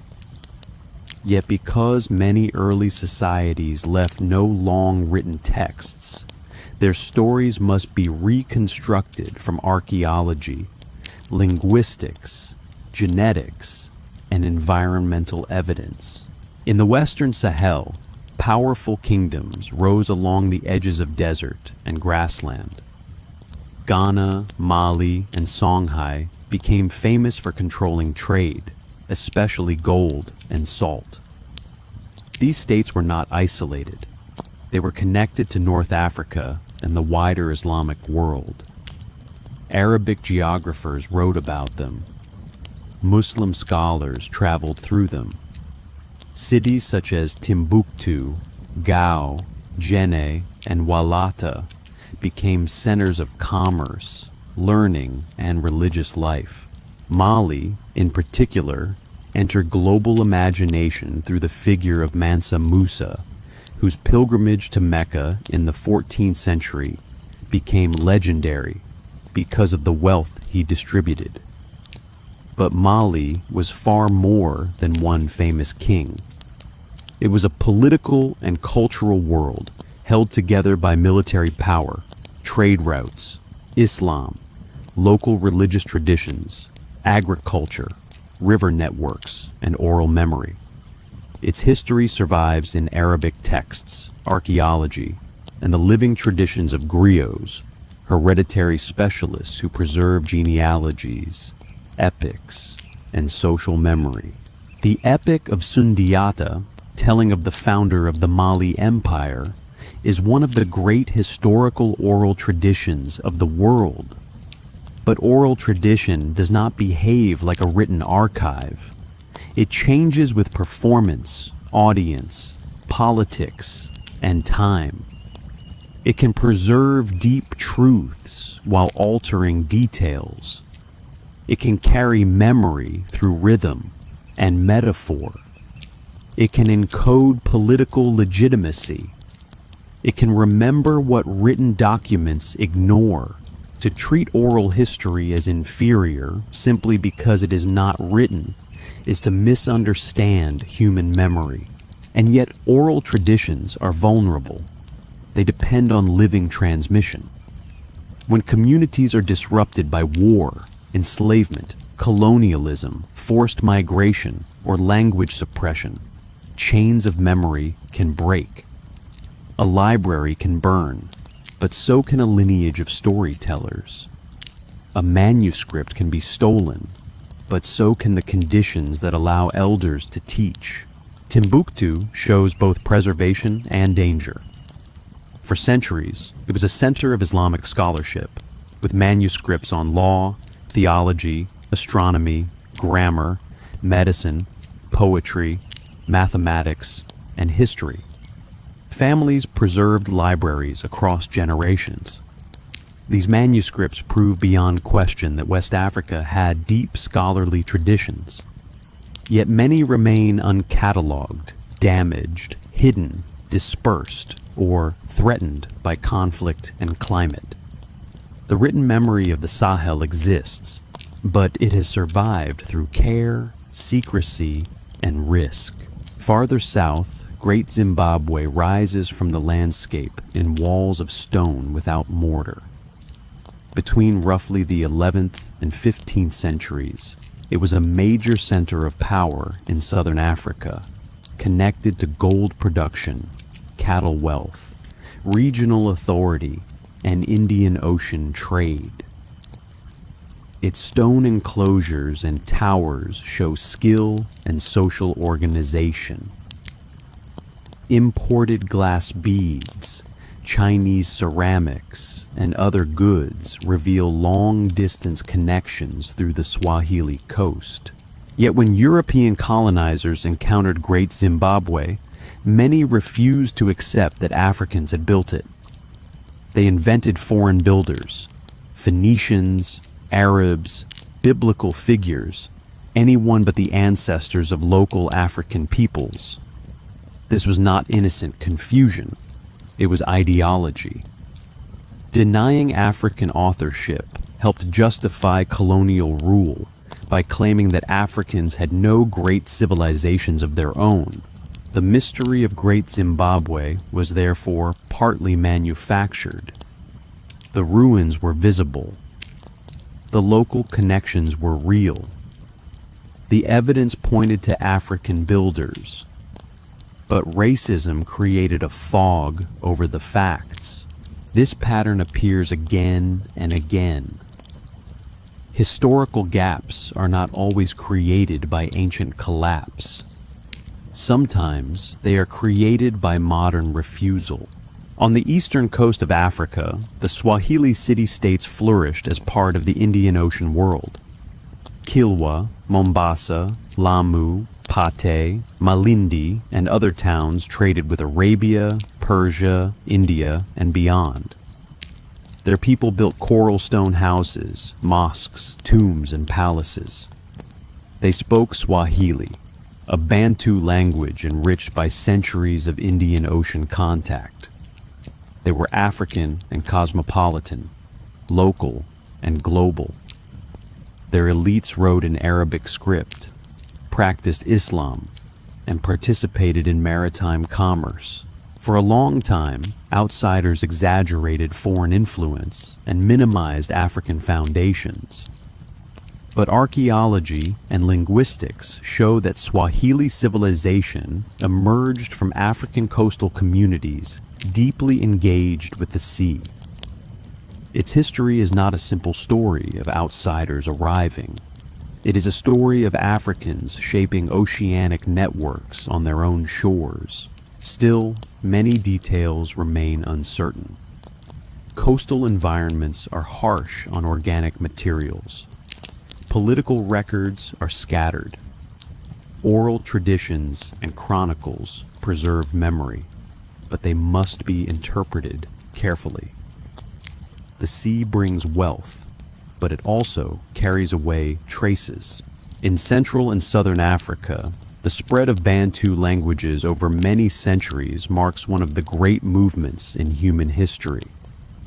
Farming, ironworking, herding, and languages spread across enormous regions through migration, interaction, exchange, and assimilation. But because this process unfolded over long periods and often without written records, it is reconstructed through comparative linguistics, archaeology, oral traditions, and genetics. It is not a blank. It is a vast, complex puzzle with many missing pieces. Ironworking itself opens another question. In parts of Africa, iron technology appears early and becomes deeply important.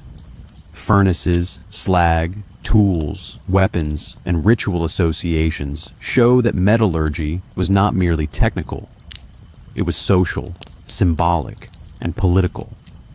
A blacksmith might be a craftsman, a ritual specialist, a feared figure, or a guardian of transformation. But the thoughts of early iron workers rarely survive in their own words. We know the fire, the slag, the metal. The songs around the furnace are harder to recover. The problem of African history is therefore not one problem, it is many. Some records were never written because societies used other memory systems. Some were written on materials that decayed. Some were preserved in Arabic, Ge'ez, or other scripts but remain understudied. Some were destroyed by war, enslavement, or colonial extraction. Some were dismissed because they did not fit European expectations. Some sites remain unexplored or underfunded. Some histories are living in communities that scholars have not listened to with enough humility. And over all of this lies the damage of the Atlantic slave trade and colonialism. Millions of Africans were torn from their homelands, severed from lineages, languages, and sacred geographies. Enslavement did not only steal labor, it attacked memory. Names were changed, families were broken, histories were interrupted. In the Americas, African descendants preserved and transformed memory through music, religion, food, language, resistance, and community. But the rupture was immense. A person can lose a homeland and still carry fragments of it in rhythm, in prayer, in a cooking method, in a word, in a gesture, in a drum pattern, in a story of water and return. This too belongs to the broken memory of mankind. At night, imagine a caravan crossing the Sahara. The stars are sharp above the dunes. Camels move slowly, bells soft in the cold air. Somewhere in the load are blocks of salt, rolls of cloth, perhaps books wrapped carefully against dust. Far to the south, a city near the Niger River waits for news. Far to the east, a monastery in the Ethiopian highlands keeps manuscripts in the shadows. Far to the south, stone walls rise under moonlight at Great Zimbabwe. Along the coast, a Swahili dhow leans into the Indian Ocean wind. None of this is silence. It is history speaking in many languages at once, some written, some sung, some built, some buried, some stolen, some still alive. The gaps in African history ask us to change the way we listen. They ask us not to confuse missing documents with missing civilization. They ask us not to treat stone as more truthful than song, or foreign testimony as more valuable than local memory. They ask us to understand that the past can be hidden not only by time, but by prejudice. Africa's broken histories are not empty spaces on the map.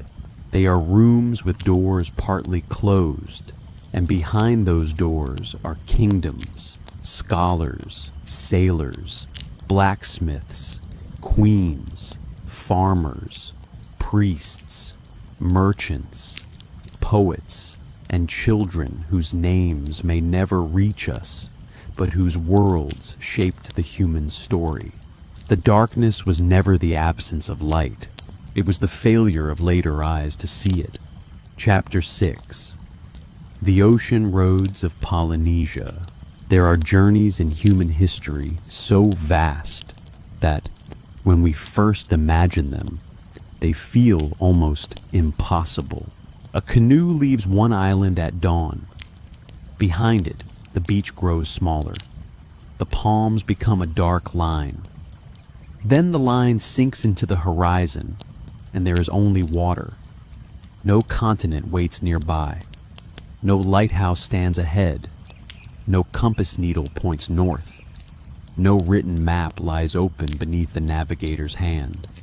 There is only sky, wind, swell, birds, clouds, stars, memory, and courage. And still, the canoe continues.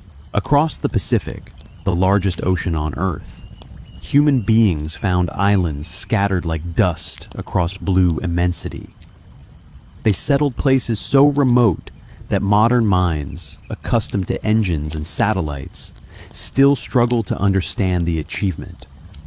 Samoa, Tonga, Tahiti, the Marquesas, Hawaii, Rapa Nui, Aotearoa, and countless other islands became homes, not by accident, but by knowledge. This was not wandering in blindness. It was navigation. The story of Polynesia is one of the greatest chapters in the history of human intelligence.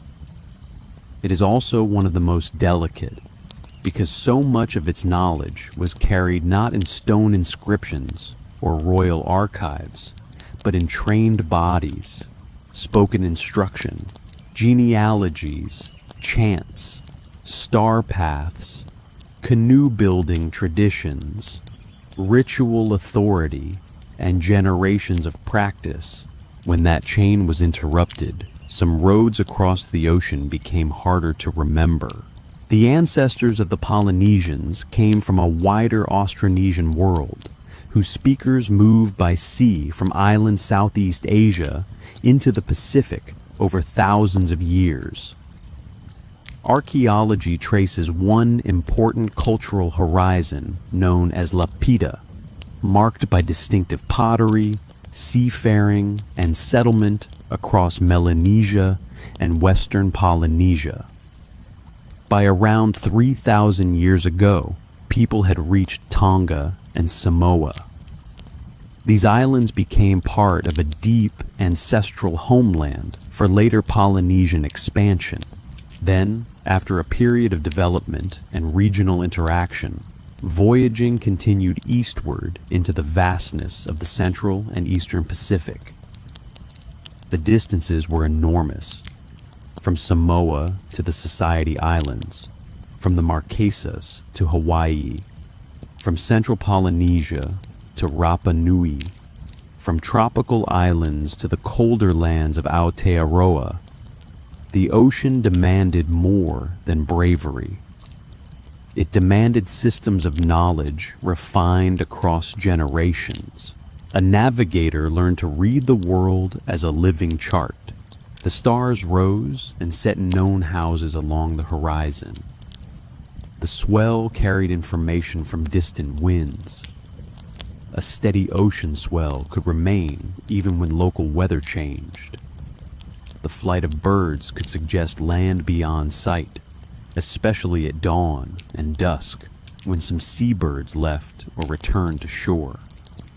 Clouds could gather above islands, reflecting lagoons or dark vegetation. The color of water, the behavior of waves, drifting plants, and the presence of certain animals all mattered. Navigation was not a single technique.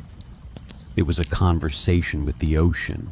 To those who did not understand it, the sea looked empty. To a master navigator, it was full of signs. This difference is central to the mystery of Polynesian history. A culture can hold extremely precise knowledge in ways that leave few durable traces. A European chart survives in paper and ink if it is protected. A Polynesian sea road survives in the mind of a navigator, in the training of apprentices, in chants and remembered star sequences, in the building of canoes, and in communities that continue to value long-distance voyaging. If those communities are disrupted, the chart can fade without ever burning. The Pacific was not a barrier to Polynesians. It was a network. Canoes carried people, plants, animals, tools, stories, marriages, authority, and sacred obligations. Settlers brought crops such as taro, yam, breadfruit, banana, and coconut where conditions allowed. They brought pigs, dogs, and chickens to many islands. They adapted to local environments, sometimes flourishing, sometimes struggling with limited resources. They created societies that ranged from small chiefdoms to highly stratified polities with monumental architecture and elaborate ritual systems. In Hawaii, isolated in the North Pacific, Polynesian settlers developed complex chiefdoms, intensive agriculture, fish ponds, temples, and rich oral traditions. In Aotearoa, known today as New Zealand, settlers adapted to a cooler environment, hunted large flightless birds called moa until they became extinct, and developed Maori societies with distinct forms of warfare, art, genealogy, and land memory. On Rapa Nui, also known as Easter Island, people carved and raised the famous moai, the great stone ancestors who stand with solemn faces turned inland. Each island became a world, but each world also remembered the sea. Genealogies often linked ruling lines to voyaging ancestors. chants recalled homelands, migrations, canoes, gods, and founding figures. Place names echoed older places across the Pacific. Languages preserved relationships across distance. Even when regular contact between some islands diminished, memory of migration remained woven into identity. The question is not whether Polynesians crossed the Pacific. That is beyond doubt. The question is how much of the full system of roots, contacts, and knowledge has been lost. Some islands may have remained in contact for long periods. Others may have become isolated after initial settlement. Archaeological evidence shows movement of materials and cultural influence in some regions, while other lines of connection remain uncertain. Oral traditions preserve voyages, but they are not always easy to align with archaeology in a simple way. They are historical, poetic, sacred, political, and genealogical all at once. A chant may remember a real migration. It may also compress generations into one heroic figure. It may preserve a direction, a relationship, or a claim to land. It may hold truth in a form that is not identical to a modern documentary record. To listen properly, we must not flatten it. On Rapa Nui, the broken memory of civilization has often been told in exaggerated ways. For many years, popular accounts described the island as a simple warning about ecological collapse. According to this version, the islanders cut down all the trees, destroyed their environment, descended into violence, and collapsed before Europeans arrived. The story became a parable of human foolishness. But the reality is more complicated and more human. Rapa Nui did experience severe deforestation. Its isolated environment was fragile. The construction and transport of Moai required organization. Population pressure, resource limitation, changes in agriculture, and social conflict may all have played roles in transformation. But later, European contact brought disease, slave raiding, violence, and colonial disruption that devastated the population and culture. To blame the islanders alone is to ignore the catastrophe that came from outside. By the late 19th century, the population of Rapa Nui had been reduced terribly.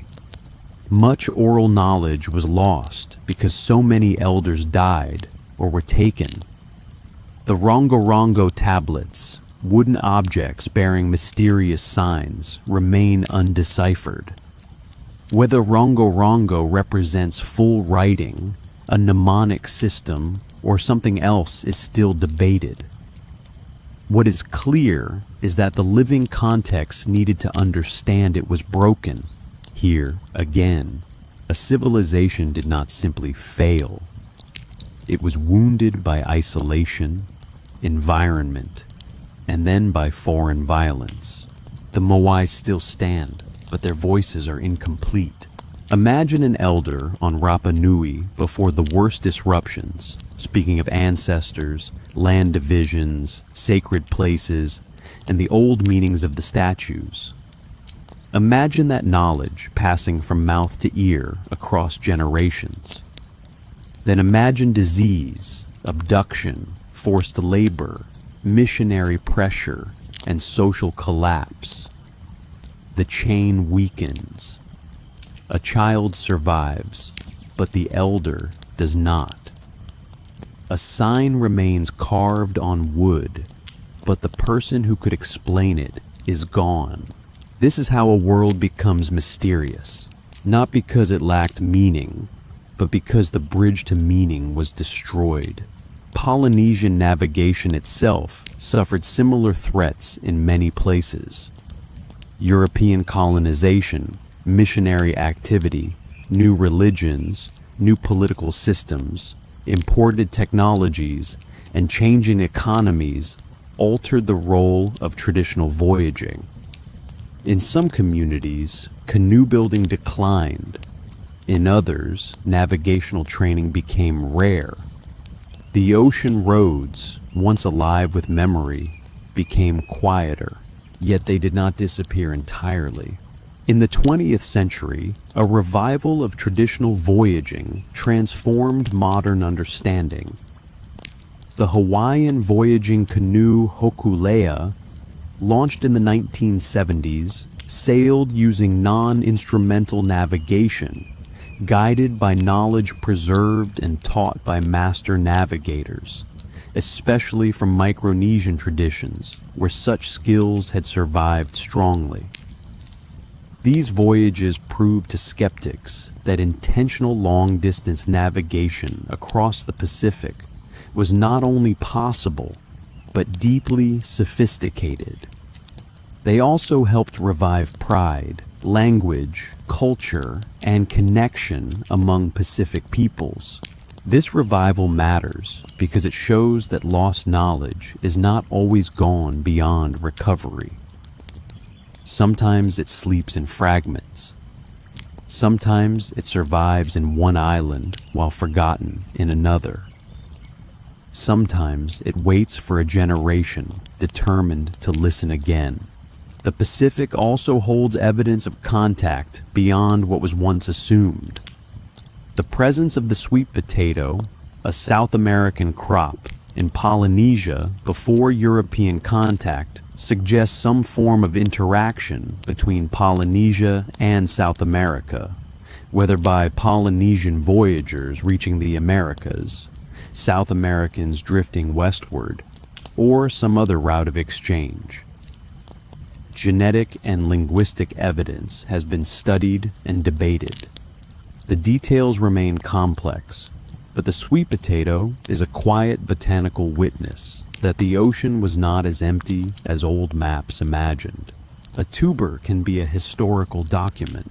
So can a chicken bone, a word, a canoe plank, a fish hook, a basalt adze, a strand of human ancestry, a myth of a distant eastern land, or a star name shared across islands. But these documents require patience. They do not always speak in the familiar grammar of empires. Polynesia had no Rome, no Bronze Age palace archive, no Indus city of baked brick, no library like Timbuktu. Its history was oceanic, mobile, relational, and often oral. It was written in movement. The mystery of Polynesia is therefore not a mystery of primitive people somehow reaching islands by luck. That old idea belongs to the arrogance of outsiders who mistook unfamiliar knowledge for ignorance. The real mystery is subtler and more profound. How did human beings create, preserve, and transmit such a vast mental map of the sea? How many voyages were made that left no trace except a story, a marriage line, a crop, or a name? How many islands were found, visited, abandoned, or remembered only in chant? How much did the ocean know that the land has forgotten? Some islands did experience collapse or abandonment. The reasons varied. Small islands could be vulnerable to drought, storms, soil exhaustion, conflict, or loss of contact with larger networks. A community on a remote island might survive for generations and then vanish or merge elsewhere. Archaeology finds traces, hearths, tools, bones, foundations, pollen changes, fish remains. But the final words of the last inhabitants are usually gone. There is a loneliness in abandoned islands, unlike the loneliness of ruined cities. A city falls, and roads may still lead to it. An island empties, and the sea closes around it. The waves erase footprints. The palms grow back. Birds nest where people once cooked. The horizon offers no explanation. Yet Polynesian history is not a tragedy of disappearance. It is also a triumph of endurance.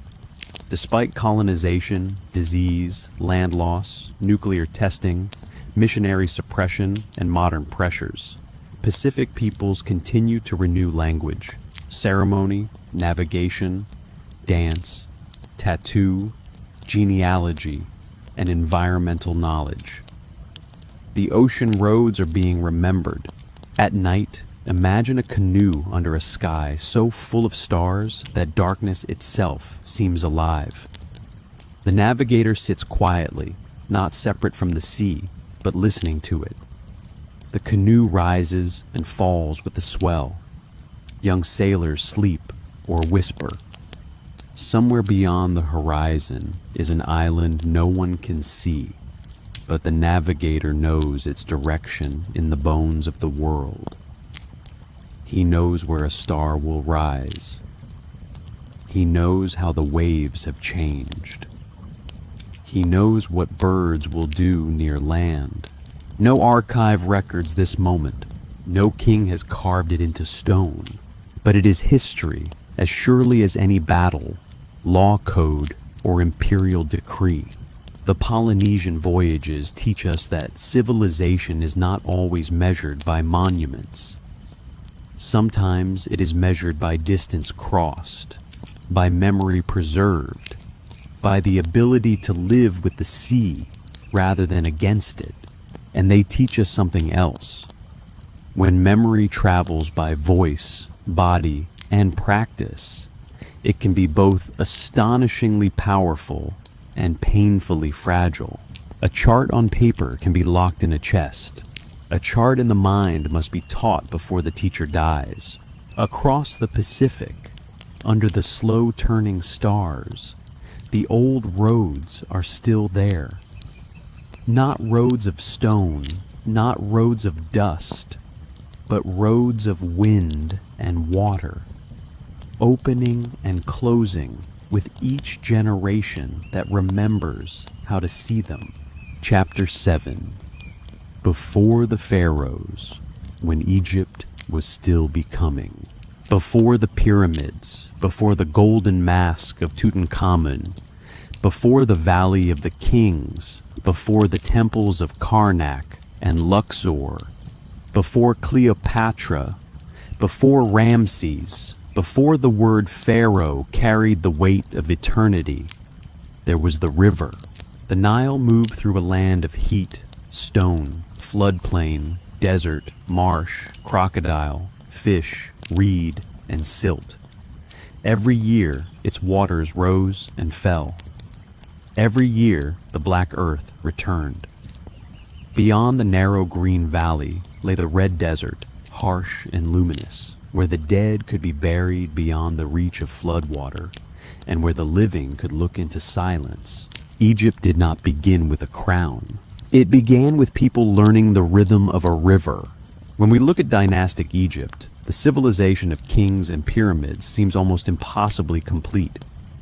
Its art has rules. Its gods have names. Its writing has power.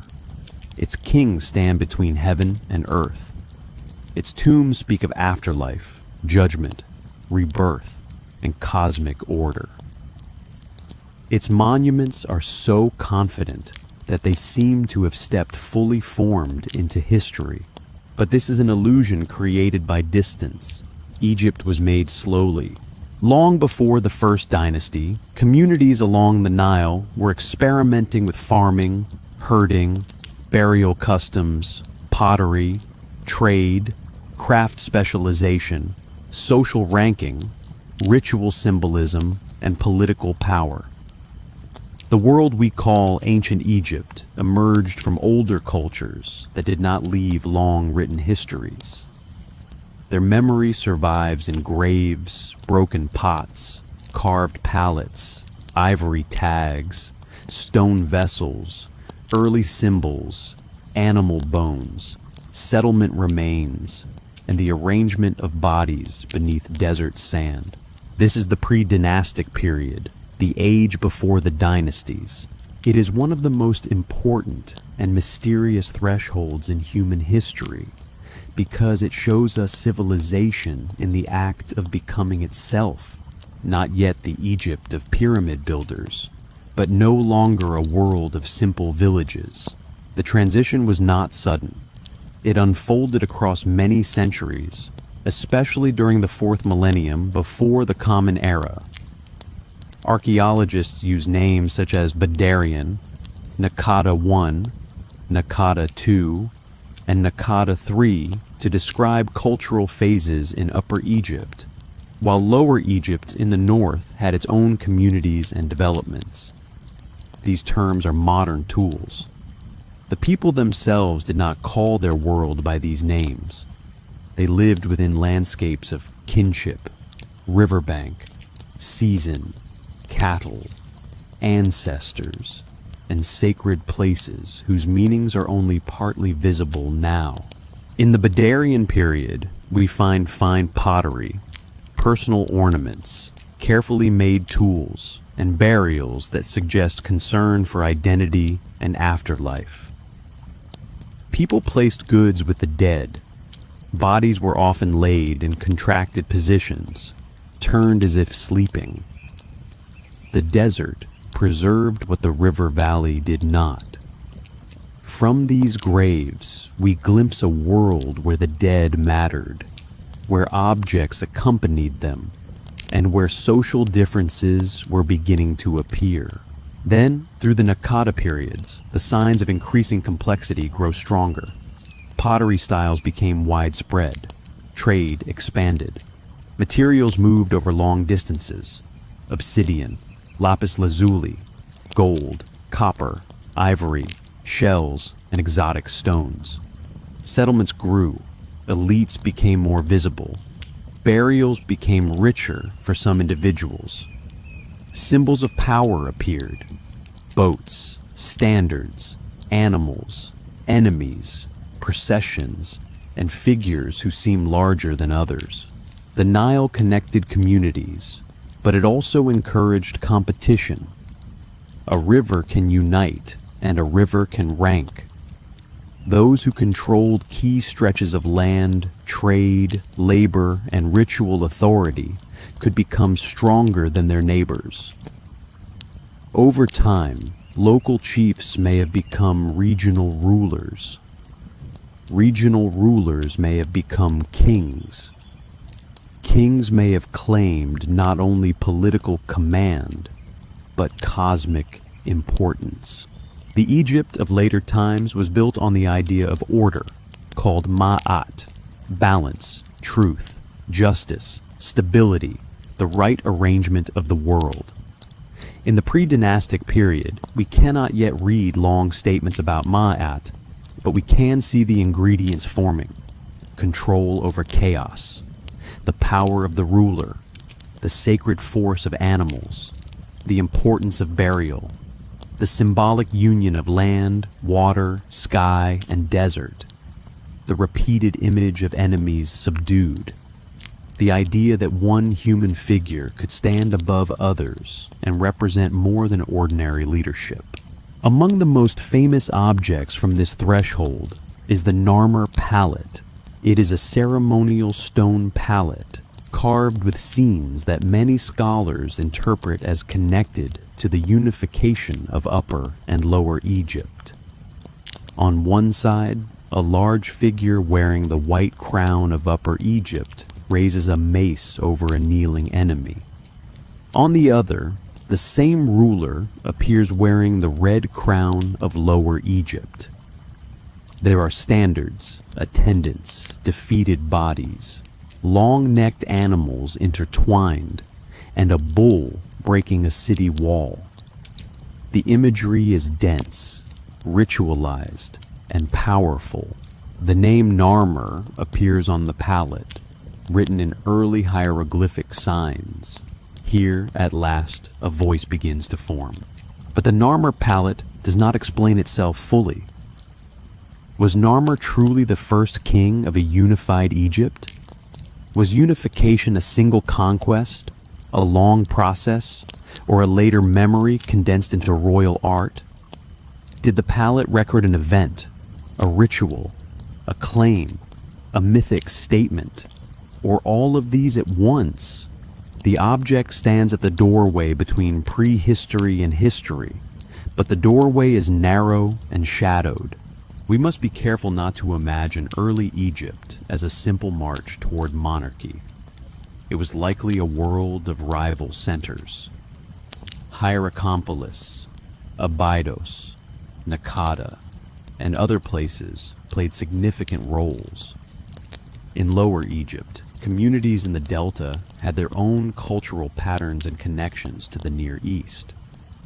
The eventual unification of Egypt may have involved warfare, alliance, trade control, marriage, ritual competition, and ideological transformation. Later Egyptians remembered their land as the two lands, Upper and Lower Egypt, united under one king. That memory may preserve a real political process, but it also became sacred ideology. Once unity became the foundation of kingship, the past was reimagined through the crown. This is one reason the pre-dynastic period is mysterious.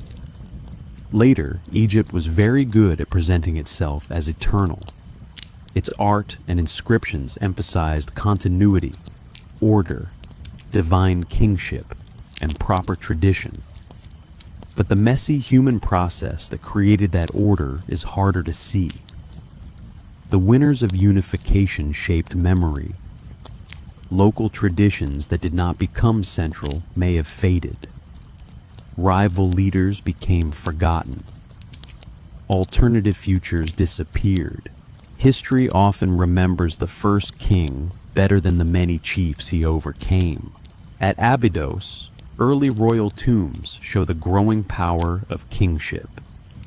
Tomb Uj, dating before the First Dynasty, contained rich goods and small inscribed tags that may represent some of the earliest known writing in Egypt. The tomb suggests a ruler of extraordinary status, perhaps before Narmer. Goods came from distant regions, including wine jars from the Levant. The burial reveals not only wealth, but administration, symbolism, and emerging writing. Writing in Egypt did not begin as literature.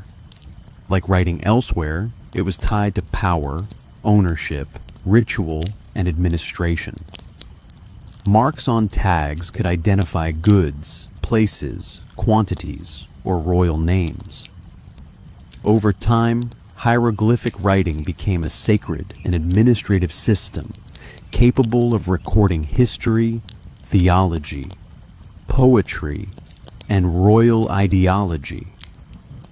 But at its beginning, it was a tool of emerging authority. This matters because writing often appears when memory becomes too large or too political to remain only oral. A ruler who controls goods from many regions needs labels. A court that manages offerings, labor, and tribute needs signs. A king who wants his name to endure needs symbols that outlive the voice. The earliest Egyptian writing grew from the desire not to be forgotten. Yet, ironically, the people just before writing remain difficult to know. We can see their bodies, pots, tools, and symbols, but not their full stories. We do not know the names of many communities absorbed into the First Kingdom. We do not know the songs sung at early funerals. We do not know what farmers thought of rising chiefs. We do not know whether common people welcomed unification, feared it, ignored it, or experienced it mainly as new demands for labor and goods. The graves tell us about hierarchy, but not consent. The pre-dynastic world also had deep connections beyond the Nile Valley. Contacts with the Levant influenced materials, motifs, and perhaps administrative practices. Trade brought wine, oils, timber, and luxury goods. Some artistic themes show interaction with Near Eastern imagery, though Egypt transformed outside influences into its own language. The desert routes connected the Nile to oases, Red Sea regions, and Africa beyond Egypt. Egypt was never sealed from the world. It emerged through contact as well as local development. Climate played an important role. Earlier in the Holocene, parts of the Sahara were wetter than today. Human communities lived in areas that later became desert, leaving rock art, tools, and evidence of pastoral life. As the Sahara dried, populations may have moved toward the Nile Valley, increasing pressure, interaction, and cultural exchange along the river. The Nile became not merely a place to live, but a refuge of stability beside expanding aridity. The desert helped create Egypt by making the river more precious. Imagine families moving gradually, generation by generation, as grasslands became drier and water sources less reliable. Cattle herders, hunters, gatherers, and early farmers adjusted their routes. Some traditions of cattle symbolism, desert ritual, and sacred geography may have entered Nile Valley cultures through these long environmental changes. The later Egyptian imagination, with its sharp contrast between fertile black land and dangerous red land, may have roots in this ancient experience. The desert was death, but also holiness. It held ancestors. It held minerals. It held routes to distant places. It held the horizon where the sun died each evening and was reborn. Out of these landscapes came a civilization obsessed with rebirth. The pre-dynastic graves already show concern for the afterlife. Goods placed with the dead suggest that death was not understood as simple disappearance. Bodies were positioned with care. Some graves became larger and richer. Certain animals were buried, symbols repeated. Over time, burial practices became increasingly elaborate, leading eventually to the royal tombs of Abydos, mastabas, pyramids, and the vast mortuary culture of dynastic Egypt. The Egyptian afterlife did not begin with pyramids. It began with ordinary people placing objects beside the dead in desert graves, hoping, believing, or knowing that something continued. But the meaning of those early burials is not fully recoverable. A pot beside a body might hold food. It might symbolize provision. It might mark identity. It might belong to a ritual we cannot reconstruct. Archaeology can describe placement, material, age, sex, health, and grave wealth.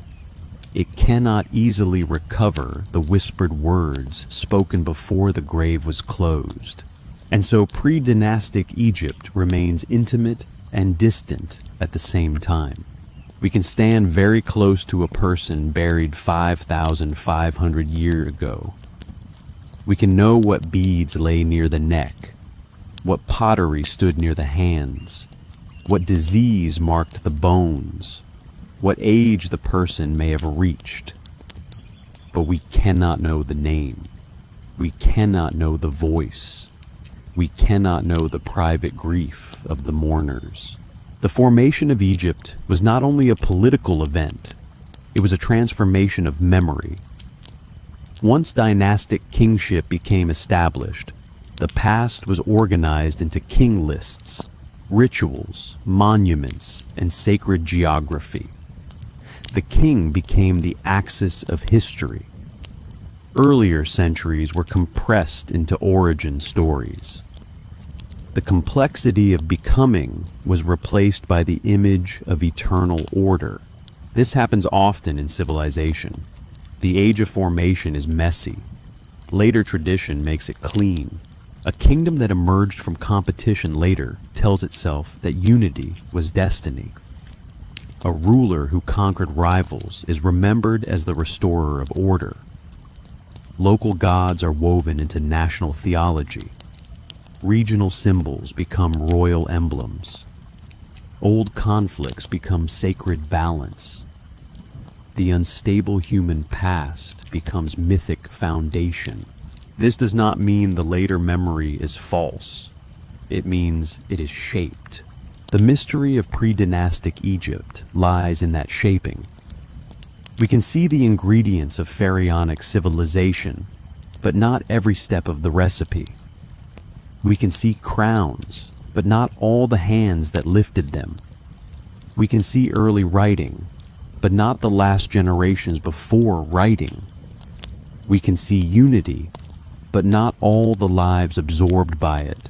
And yet, in the silence before the pharaohs, Egypt may feel more human than in its later grandeur. The pyramids can overwhelm us. The golden treasures can dazzle us. The colossal statues can make kings seem almost superhuman. But in the pre-dynastic cemeteries, we meet people before eternity hardened into stone. We find communities experimenting with power, death, beauty, and identity. We see a civilization not as a finished monument, but as a living process. At twilight, imagine the Nile before the first dynasty. The river is wide and slow. Reeds move in the wind. Cattle stand near the bank. Smoke rises from small settlements. Potters shape clay. Traders unload goods from boats. A local chief is buried in the desert with objects from far away. A child watches the floodwater rise. No pyramid breaks the horizon yet. No great temple wall carries the names of gods in perfected hieroglyphs, but the future is already gathering. In a workshop, someone carves a symbol that will become writing. In a burial ground, someone arranges objects according to beliefs that will one day build tombs for kings. In a conflict between towns, someone imagines ruling beyond a single district. In the contrast between fertile land and desert, someone senses the shape of cosmic order. Egypt is not yet Egypt, it is becoming. And because becoming leaves fewer clear records than being, the age before the pharaohs remains one of the great half-lit corridors of history. We know what came after: dynasties, pyramids, temples, mummies, gods, scribes, armies, and kings who carved their names into stone to defeat time. But before all of that, there were people standing beside the river, watching the water rise, carrying memories from lands drying into desert, burying their dead in sand, trading along the Nile, and slowly building a language of power that would last for thousands of years. The pharaohs did not appear from nowhere. They rose from the river, from the desert, from forgotten chiefs, from unnamed mothers, from craftsmen, from farmers, from graves without inscriptions, from symbols not yet fully writing, from a world that vanished by becoming something else. And that may be the deepest mystery of early Egypt. Sometimes a civilization is lost, not because it collapses, but because it succeeds so completely that its earlier self disappears beneath its own greatness. Chapter 8: The Younger Dryas and the Memory Beneath the Ice. There was a time near the end of the last ice age when the world seemed to be waking. The great glaciers were retreating. Sea levels, though still far lower than today, were beginning to rise. Forests were spreading into lands that had once been cold and open. Animals moved along changing routes. Human groups adjusted to new rivers, new coastlines, new hunting grounds, and new plant worlds. The planet was not yet the world we know, but it was moving toward it. Then, suddenly in geological terms, the warmth faltered. Around 12,900 years ago, the climate shifted sharply. In many parts of the northern hemisphere, temperatures fell. The return of cold conditions lasted for more than 1,000 years, ending around 11,700 years ago. This period is known as the Younger Dryas. The name sounds gentle, almost floral. It comes from a small Arctic and alpine flower, Dryas octopetala, whose pollen appears in ancient sediments from colder environments. But the age itself was not gentle. It was a cold interruption at the edge of a warming world. It was a pause, a reversal, a reminder that climate does not always move smoothly. For human beings living through it, the Younger Dryas would not have been an abstract event in a graph. It would have been weather, hunger, migration, changing animals, failed expectations, altered seasons, and the strange feeling that the world itself had changed its mind. And because it occurred at a threshold in human development, it has become one of the most fascinating and controversial periods in all prehistory. This chapter must walk carefully. The Younger Dryas is real. Its climatic disruption is well supported by ice cores, lake sediments, pollen records, ocean data, and other evidence. Human societies were affected by it in different ways. It overlaps with major changes in foraging, settlement, and the early movement toward agriculture in parts of Southwest Asia. It also occurred during a time when sea levels were rising over longer periods, eventually drowning vast coastal landscapes where people may once have lived. But the Younger Dryas has also attracted speculation about lost advanced civilizations, global catastrophes, and forgotten worlds destroyed before recorded history. Some claims go far beyond the evidence. A serious history must not pretend certainty where none exists. It must not turn mystery into fantasy simply because fantasy is more dramatic. And yet, we should not dismiss wonder. There may indeed be entire chapters of human experience hidden beneath the sea, buried under sediment, or erased by ice, climate, and time. The question is not whether there was a modern-style civilization before the Ice Age ended. There's no solid evidence for cities of steel, global empires, or vanished technologies equal to later historical civilizations. The better question is subtler and perhaps more haunting. How complex were human societies before agriculture? How much knowledge did they possess that left little trace? What was lost when coastlines drowned, animals vanished, climates shifted, and people moved? The Younger Dryas forces us to face the limits of the archaeological record. To understand why, we must imagine the world before the event. During the last glacial maximum, sea levels were much lower than today because enormous amounts of water were locked in ice sheets. Coastlines extended far beyond their present positions.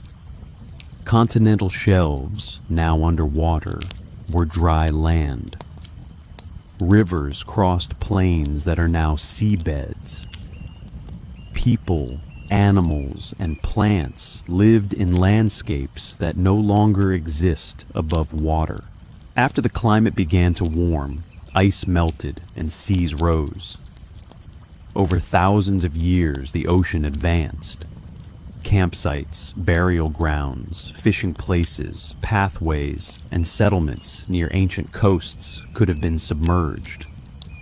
Since human beings often prefer coastlines, rivers, estuaries, and lakes, some of the most important evidence for late Ice Age life may now lie beneath the sea. This is not speculation in the wild sense. It is simple geography.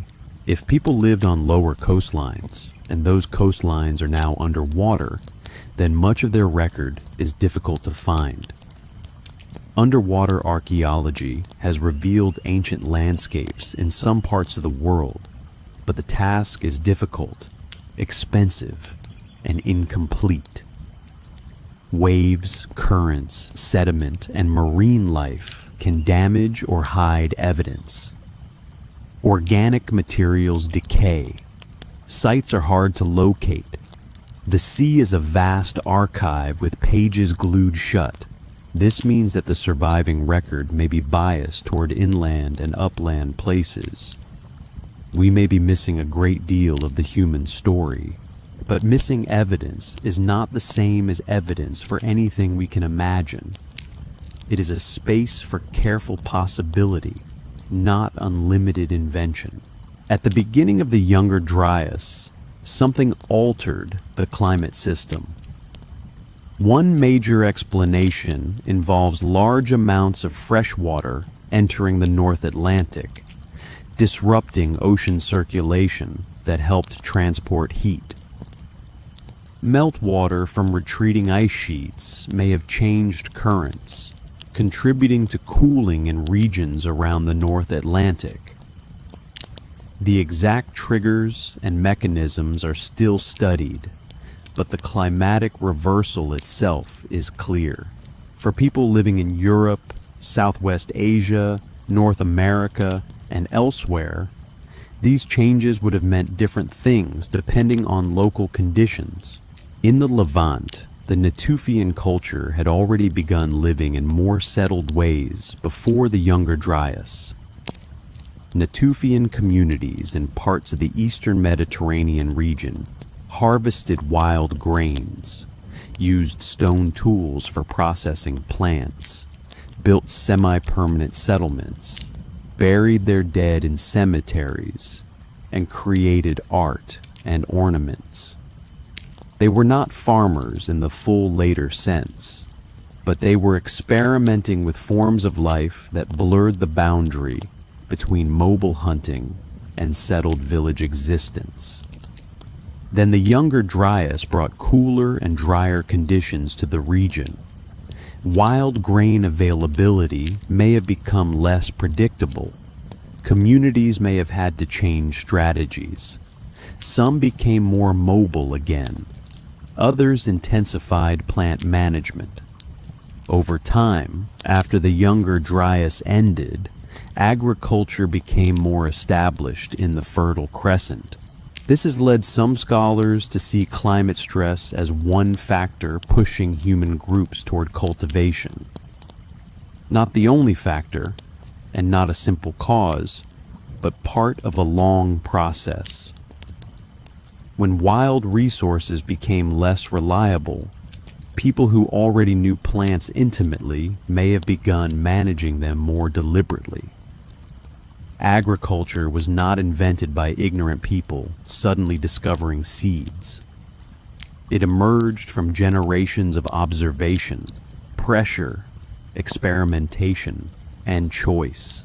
In this sense, the Younger Dryas may have helped shape the world that followed. At Göbekli Tepe in southeastern Turkey, monumental stone structures dating to the period around the end of the Younger Dryas have transformed ideas about early complex society. Large T-shaped pillars, some carved with animals and abstract symbols, were erected by people who were not yet full agricultural villagers in the later sense. The site suggests that hunter-gatherer communities could organize labor, create monumental ritual architecture, and sustained symbolic systems of great complexity before the traditional rise of cities and states. Göbekli Tepe does not prove a lost high-technology civilization. It proves something more interesting and more important. Our older assumptions about hunter-gatherers were too small. People without pottery, metal, writing, or farming could still build in stone. They could gather in large groups. They could create sacred spaces. They could remember myths, obligations, and designs across generations.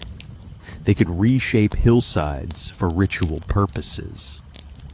Complexity did not begin only after grain fields and kings. The younger Dryas world may have held many societies whose sophistication was expressed through wood, hide, fiber, song, ceremony, seasonal gathering, and sacred landscape, not through cities. Most of those things decay. A carved wooden sanctuary can vanish without trace where a stone temple survives. A myth can disappear if no descendants continue it. A woven map, a painted hide, a complex ritual calendar memorized by specialists, a system of ecological knowledge about animals and plants, a maritime route along a drowned coast. All of these can be real, powerful, and historically important, yet almost invisible thousands of years later. The problem is not that prehistoric people lacked culture. The problem is that culture is often made of perishable things. In North America, the younger Dryas overlaps with major changes in animal populations and human lifeways. Many large mammals, including mammoths and mastodons, disappeared around the end of the Pleistocene. The causes of these extinctions remain debated and likely involved climate change, human hunting, ecological disruption, or combinations of factors. The Clovis culture, known for distinctive stone projectile points, appears in the archaeological record before or around this broad period and then gives way to more regional traditions. For earlier generations, Clovis was often treated as the first widespread human culture in the Americas. Today, evidence from pre-Clovis sites shows that humans were present in the Americas before Clovis. The timing, routes, and nature of the first peopling of the Americas remain active areas of research. Coastal migration routes are especially intriguing because now submerged shorelines may have preserved important clues that are difficult to access. Again, water covers memory. Imagine a community living along a late Ice Age coastline on what is now a continental shelf. They know the tides, shellfish beds, river mouths, fish runs, bird migrations, and safe landing places for boats or rafts. They have stories tied to rocks, islands, estuaries, and hills. Over generations, the sea rises. A place where ancestors were buried becomes marsh, then lagoon, then open water. The people move inland or along the shifting shore. The old place becomes a story. Then the story changes. Then the language changes. Then no one knows that a village once stood beneath the waves. Archaeology may find nothing for thousands of years, but the absence of evidence on land does not mean absence of life. This is why the younger Dryas has such emotional power. It sits at the edge of human memory, where landscapes vanished and new ways of living emerged. It invites us to imagine lost coastlines, drowned valleys, vanished animals, and peoples whose knowledge was adapted to worlds that no longer exist. But imagination must be disciplined. There are claims that a comet or cosmic impact caused the younger Dryas and destroyed an advanced prehistoric civilization. The impact hypothesis remains debated, with supporters pointing to possible markers in sediments and critics challenging interpretations, dating, distribution, and causation. The broader claim that an advanced global civilization was erased is not supported by strong archaeological evidence. No confirmed remains of such a civilization have been found. No cities, no industrial debris, no durable technologies, no widespread material signature comparable to known civilizations. Yet the rejection of exaggerated claims should not make us blind to real mysteries. Human beings at the end of the Ice Age were capable, intelligent, observant, artistic, and socially complex. They painted caves, carved figurines, made tailored clothing, hunted dangerous animals, crossed waters, managed landscapes, exchanged materials over long distances, buried their dead with care, and built monumental ritual sites earlier than once expected. The lost civilization may not have been a hidden Atlantis of machines and towers.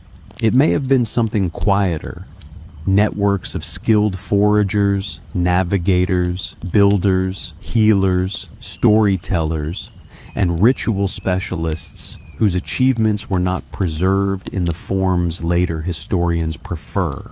A civilization of memory rather than masonry. If such worlds were lost, their loss would have been profound, even without metal or writing. A group that knows a coastline intimately can lose its world when the coastline drowns. A people whose calendar depends on animal migrations can suffer cultural rupture when those animals vanish. A ritual tradition tied to a glacier, lake, forest, or herd can break when the landscape changes beyond recognition. Climate change does not only alter food supply, it alters meaning. What is a sacred place when it is underwater? What is a hunting song when the animal no longer exists? What is a migration story when the route is covered by sea? The Younger Dryas also reminds us that human progress is not a straight path. People can move towards sedentism, then become mobile again. They can experiment with cultivation, then abandon it. They can build monuments before farming, not after. They can preserve sophisticated knowledge without creating writing. The old ladder of progress does not fit the evidence. Human history is more like a braided river, splitting, rejoining, drying, flooding, and changing course. At the end of the Younger Dryas, the climate warmed again, rapidly in some records. The Holocene began, the geological epoch in which agriculture, cities, writing, states, empires, and the modern world would eventually arise. The great ice sheets continued to shrink. Sea levels continued rising. Human societies entered new relationships with plants, animals, land, and one another. But the world before did not simply vanish without consequence. It became the hidden foundation of everything that followed. The knowledge of wild grains helped create farming. The memory of seasonal gatherings may have shaped ritual centers. The skills of hunters became the skills of herders. The tracking of animals and stars became calendars. The management of fire, plants, and landscapes continued in new forms. The dead of the Ice Age became ancestors of the Neolithic. Still, much was lost. At night, imagine a camp near the close of the Pleistocene. The air is cold. A fire burns low. People sit close, wrapped in skins sewn with bone needles. Beyond the firelight, the dark holds animals whose species will one day be gone. An elder tells a story of a valley where her mother once gathered plants, but that valley is now a lake. A young hunter listens, not knowing that the climate will change again, that the sea will rise farther, that the old roots will fade from memory. No one writes the story down. The smoke lifts into the stars. Thousands of years later, we find a stone tool, a charred seed, a bone, a post hole, a pollen grain, a change in isotope ratios. We build careful interpretations from tiny survivals. We argue, we revise, we wonder. The people themselves remain just beyond the edge of speech. The younger Dryas is not proof of a lost empire. It is proof of a lost world.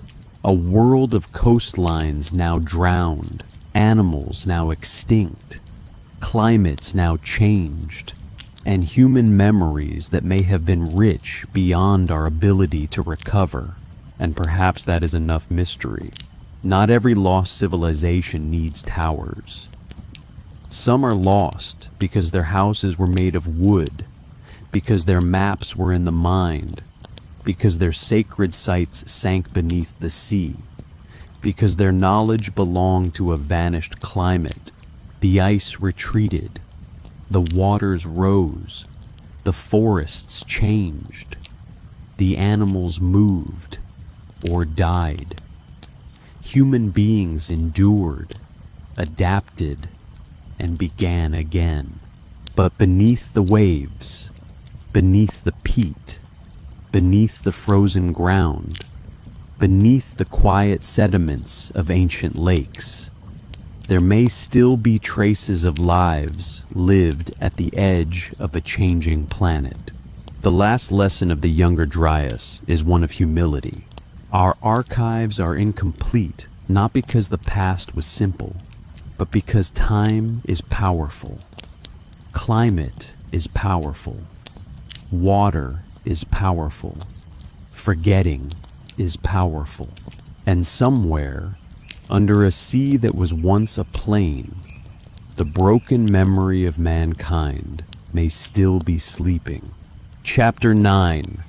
The fragile thread of human memory. Every lost civilization leaves two ruins. The first is made of stone, brick, bone, pottery, ash, metal, and earth. It can be measured. It can be excavated. It can be photographed beneath the sun. Archaeologists can place flags beside it, draw its plan, test its soil, date its charcoal, and compare its artifacts with those of other places. The second ruin is invisible. It is the ruin of meaning. It is the vanished name of a city, the forgotten pronunciation of a prayer, the lost gesture that once completed a ritual, the joke no one can understand, the song without its melody, the law without its courtroom, the road without its destination, the sacred symbol reduced to decoration, the ancestor whose face remains carved in stone, while the story that made that face sacred has disappeared. This second ruin is often the greater one. Throughout this journey, we have walked through ages where human memory broke, thinned, shifted, or went silent. We watched the Bronze Age world of the Eastern Mediterranean fall under the weight of drought, war, migration, fragile trade, and collapsing palace systems. We walked through post-Roman Europe, where roads, aqueducts, cities, and laws survived in altered forms, while imperial identity faded into church, kingdom, and legend. We crossed the Americas, where ancient civilizations rose in brilliance, only for conquest, disease, and colonial destruction to interrupt their memory. We stood in the planned cities of the Indus, where drains and seals remain, but the script refuses to speak. We listened for the histories of Africa, not as empty silence, but as memory carried in oral tradition, manuscripts, iron, trade, architecture, and landscapes too often misunderstood. We followed Polynesian navigators across ocean roads written in stars and waves. We entered the pre-dynastic Nile, where Egypt was still becoming itself, and we looked toward the younger Dryas, a cold interruption at the edge of the modern world, where entire human landscapes may now lie drowned beneath the sea. Each case is different. Each has its own geography, evidence, arguments, and uncertainties. Yet all of them circle the same question. Why does history break? One answer is that civilization depends on systems more fragile than they appear. A city is not only buildings. It is food arriving at the right time. It is water managed with care. It is people trusting that tomorrow will resemble yesterday closely enough for plans to matter. It is rulers, councils, priests, scribes, merchants, farmers, soldiers, builders, healers, and families, all participating in a structure of expectation. It is roads repaired before they fail. It is children taught skills before elders die. It is language shared widely enough to hold law, trade, myth, and memory together. When enough of these threads snap, the city may still stand for a while. Walls do not know immediately that the system has died. Streets can remain after markets vanish. Temples can remain after worship changes. Archives can remain until fire, damp, insects, or neglect consume them. A civilization can look solid from a distance and be hollowing from within. Another answer is that knowledge is social. We often speak as if knowledge, once discovered, belongs permanently to humanity. But no skill survives unless people practice it. No script survives unless people teach it. No technology survives unless its materials, tools, users, and purposes remain connected. No oral tradition survives unless someone listens. No archive survives unless someone protects it. The disappearance of Linear B after the fall of the Mycenaean palaces shows this clearly. The script did not vanish because human intelligence declined. It vanished because the institutions that needed it vanished. Palace administration disappeared, and with it, the reason to train scribes. Within generations, an entire writing system became useless, then unreadable, then buried. The same principle appears again and again. A Polynesian star path fades if navigators are not trained. A quipu becomes mysterious if the people who know how to interpret its knots are silenced. A ritual object becomes an art object if the ritual is forbidden. A city becomes anonymous if its language dies. A road becomes a ruin if no one remembers where it led.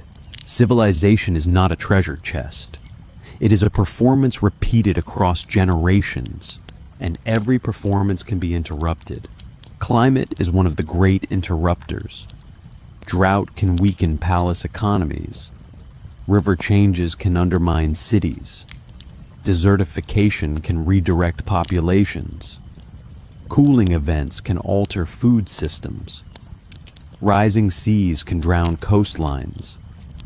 Climate does not act alone, but it often turns pressure into crisis. It exposes weaknesses already present. The Bronze Age collapse was not simply drought. The decline of the Indus cities was not simply rivers. The Younger Dryas was not simply cold. In each case, environmental change interacted with human systems. Trade, politics, population, belief. technology, and social trust. A resilient society may adapt. A brittle one may fracture. Sometimes survival requires transformation so deep that later historians call it collapse. But collapse is not always death. This may be the most important lesson of all. The Maya did not disappear. Indus people did not evaporate. Romans did not cease to exist in the West on a single day. Polynesian memory did not vanish completely. African kingdoms did not become unreal because outsiders failed to understand them. Pre-dynastic Egypt was not destroyed by dynastic Egypt. It was absorbed and overwritten by it. History often breaks at the level of institutions, not bloodlines. People survive, but the names change. The language changes. The capital moves. The old gods are renamed or hidden. The writing system falls out of use. The elite disappears, but farmers continue sowing. The empire collapses, but families keep cooking, marrying, mourning, and teaching children how to live. To later observers, the civilization seems gone. To those living through it, life continues, altered, reduced perhaps, but still human. This is why the phrase lost civilization must be used with care. Lost to whom? Lost in what sense? Lost because all descendants vanished? Or lost because scholars cannot read its script? Lost because a city was abandoned? Or because outsiders refused to respect oral memory? Lost because people forgot? Or because conquerors forced them to forget? Some silences are accidental, others are political.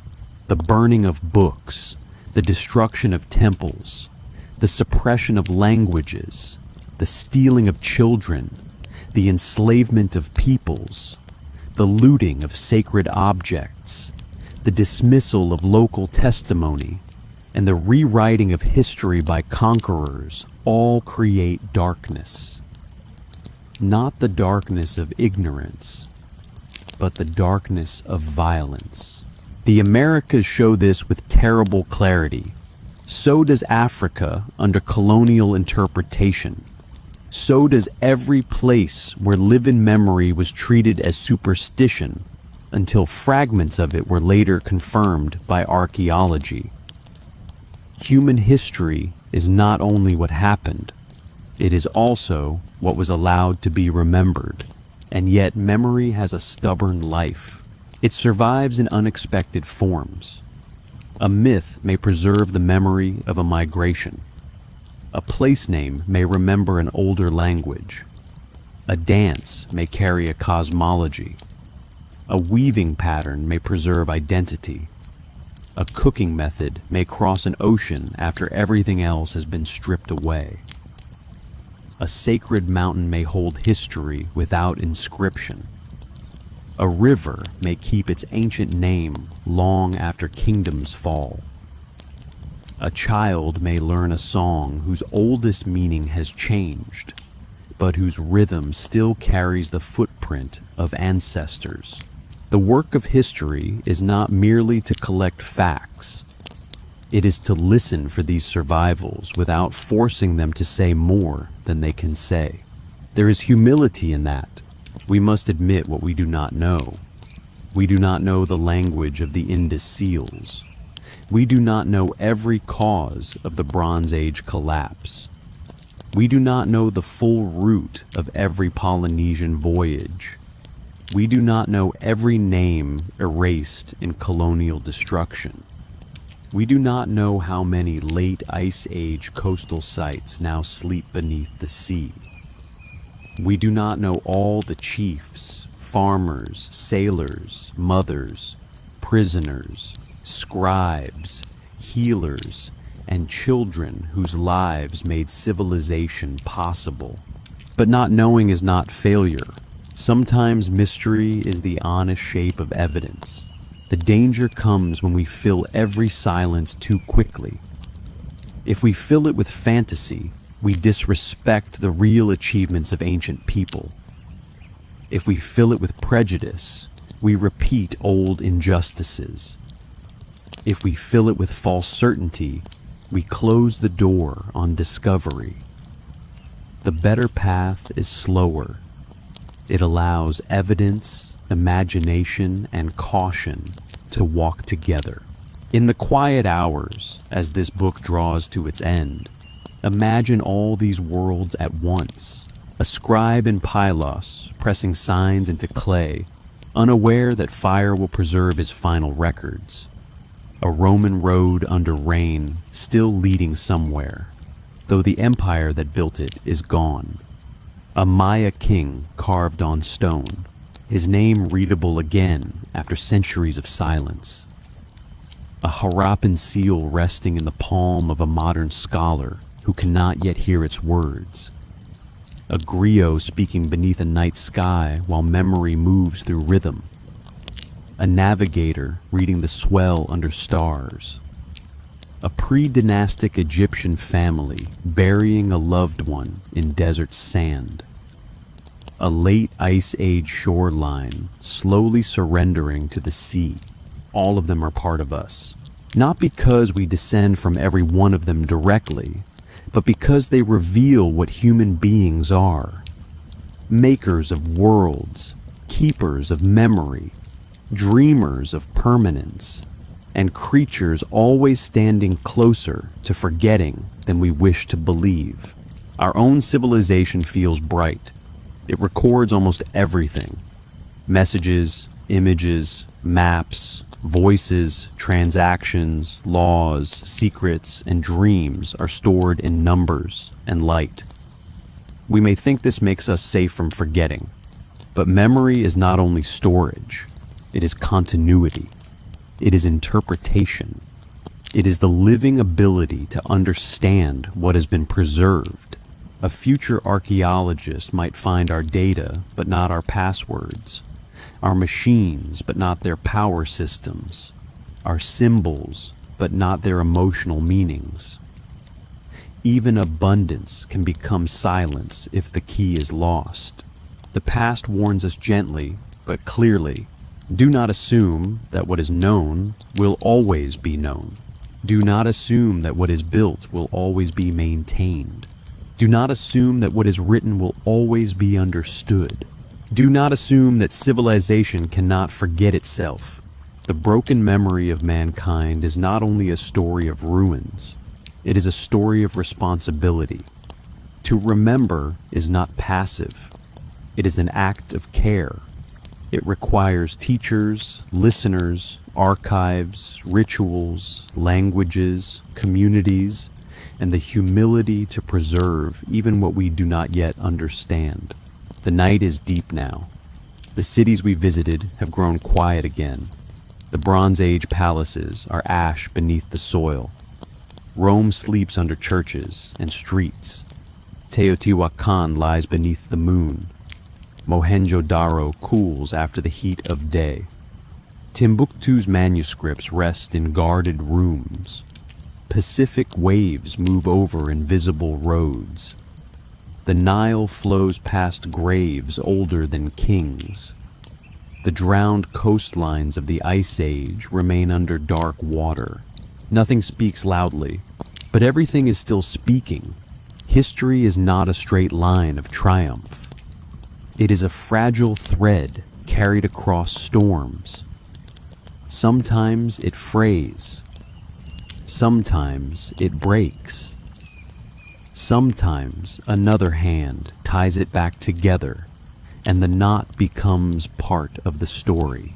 We are holding that thread now, for a little while. Thank you for staying with us until the final words of this journey on Calm History Nights. In a world that often moves too quickly, your quiet time here means more than you know. If this story helped you relax, wonder, or drift a little closer to sleep, please support the channel by liking, subscribing, and sharing it with someone who loves history told softly. Your support helps us keep bringing forgotten worlds, ancient mysteries, and peaceful nights to life. Until our next journey, rest well, dream deeply, and remember, history is still whispering.